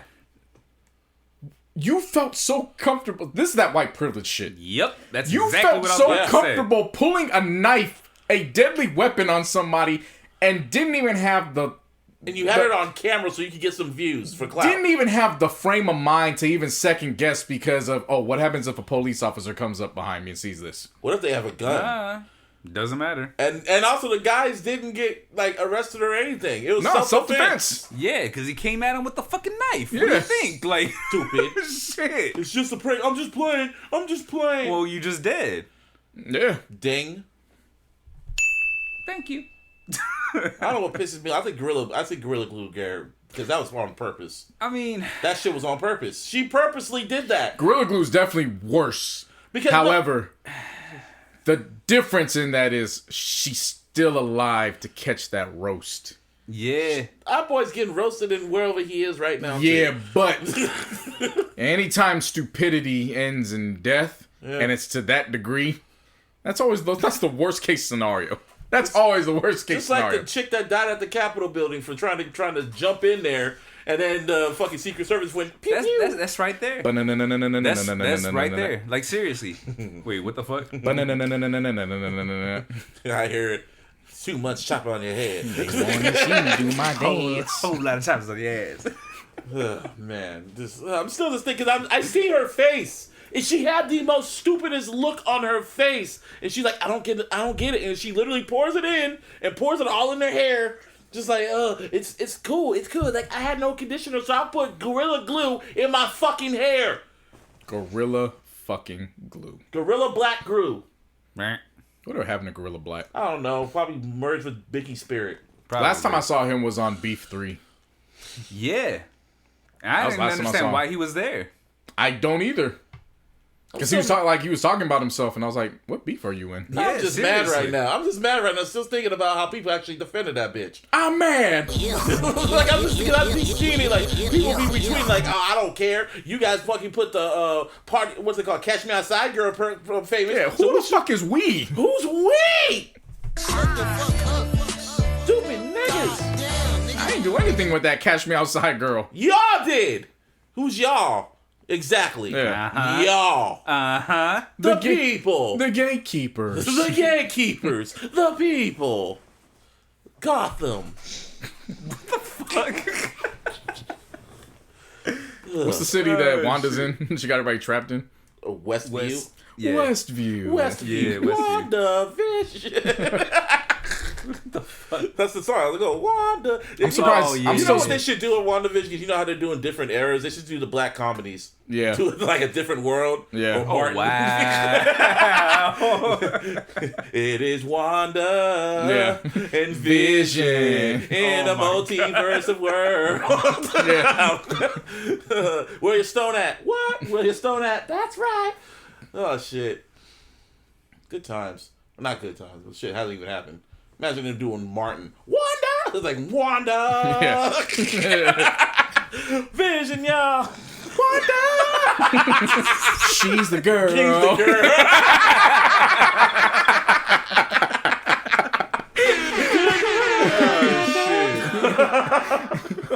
Oh shit! You just see Vision in them just Vision dead.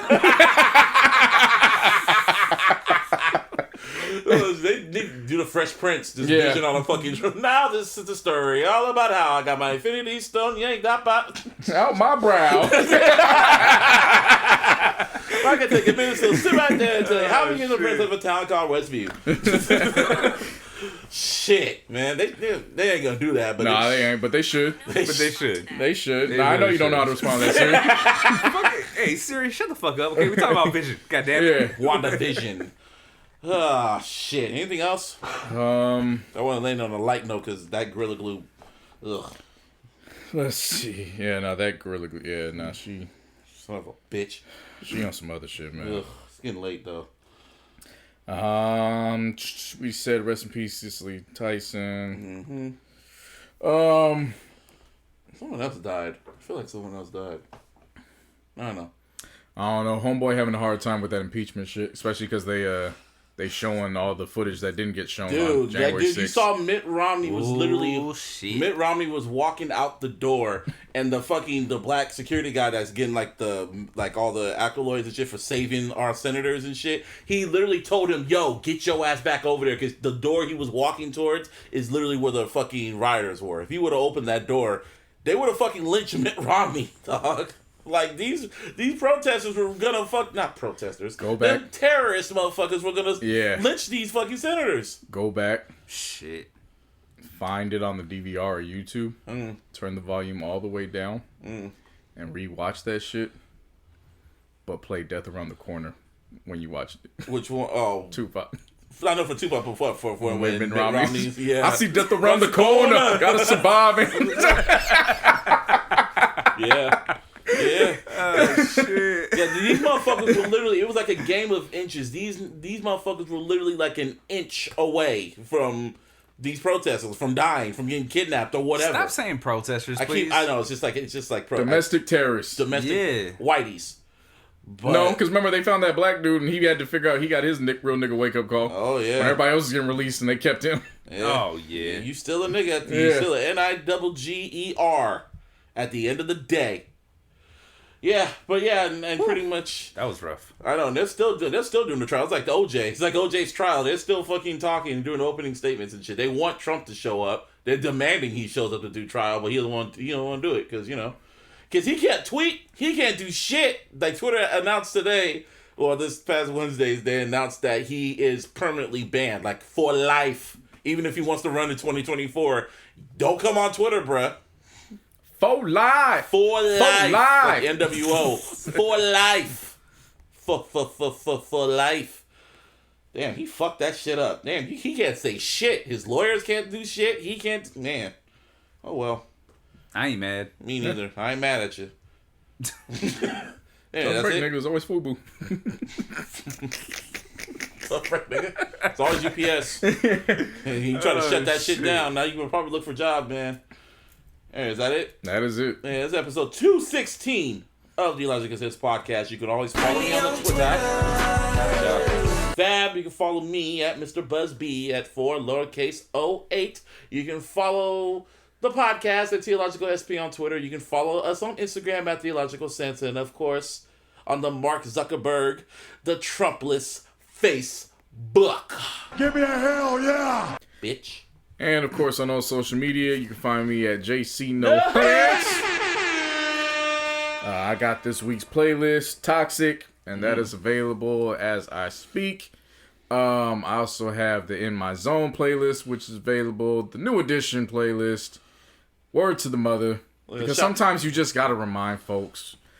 I just can't tell you how many times you don't want to say Candyland. I just gotta present it to you, and I gotta remind you. Oh yeah, shout out to everyone that loved the Michael and Janet playlist. Appreciate that. Yeah. Just gotta remind cats, So they have 55 reasons to remember why. Just shut the fuck up if you don't believe they what I'm saying. They have not announced the next versus battle too. Yeah, no, they waited for the Super Bowl to end. It's already over with. So right, so probably get it at some point. Probably. So yeah, appreciate everybody for that. The next episode of In My Zone will be out in a few days. Of course, you can follow every social media around that at In My Zone podcast. And yeah, be on the lookout for that. Martine. You can follow me on all my socials at Venomous408, spelled VNMS408. And search all your digital streaming platforms for my music by searching for Venomous, spelled VNMS. And the podcast is officially going to be out on Friday. Gotta get your smoke on Friday. goddamn right. And this is for the weed heads. This is for the weed heads. Weed heads. Get a bag and jump for the corner ride. Y'all get it? So who want a bag? Who want a bag? Who want a bag? Yeah, Who so want a it's bag? Who called want a bag? So the Above the Clouds podcast. Make sure you look for that shit because it's gonna be up and it's fucking cool. Like it's fun to do, man. I realize like now fully how much fun that you have doing your shit when I be doing my shit. You know what I mean? Because I'm like, oh man, this is fucking cool. Like this is dope. Right. And then like I give a lot of information about myself. You know what I mean? Like within this first one. And the second one is just about wrapped up too. Like I just gotta do some editing on that shit. Nice. You know what I mean? That'll be out the following week on Friday. Dang. Yeah, no, I like the idea of pre-recording. Yeah. So especially when you pick topics that they're not time sensitive. Exactly. So that makes it so much easier because it's like even if you want to go back and clean something up, it's like all right, well I ain't dropping this shit till next week. So yeah, the draft is up there. And let me see if there's something else I want to add. Yep, and that's exactly the way I went about for the first one. Like legit, I probably had 3 to 4 different like recording sessions. You know what I mean? And then the second one though, dude, it flowed. Yeah. You know what I mean? Yeah. I'm pretty sure it's gonna be like that from here on and shit. You know what I mean? It's all about catching that groove. It's Kobe's presence at the Laker game because there's 24.4 seconds left in the fourth quarter. Oh, I wasn't even trying to bring it up because if they missed the shot, then now it's on air. But thanks. I guess leave it to the guy. And we out. See, that's what the fuck I be saying. Take the shot, goddammit. Take the fucking shot. And we out this bitch. See y'all next week. Leave it to the guy that doesn't listen to Aquemini to bring it up. I know, right? We out. Peace.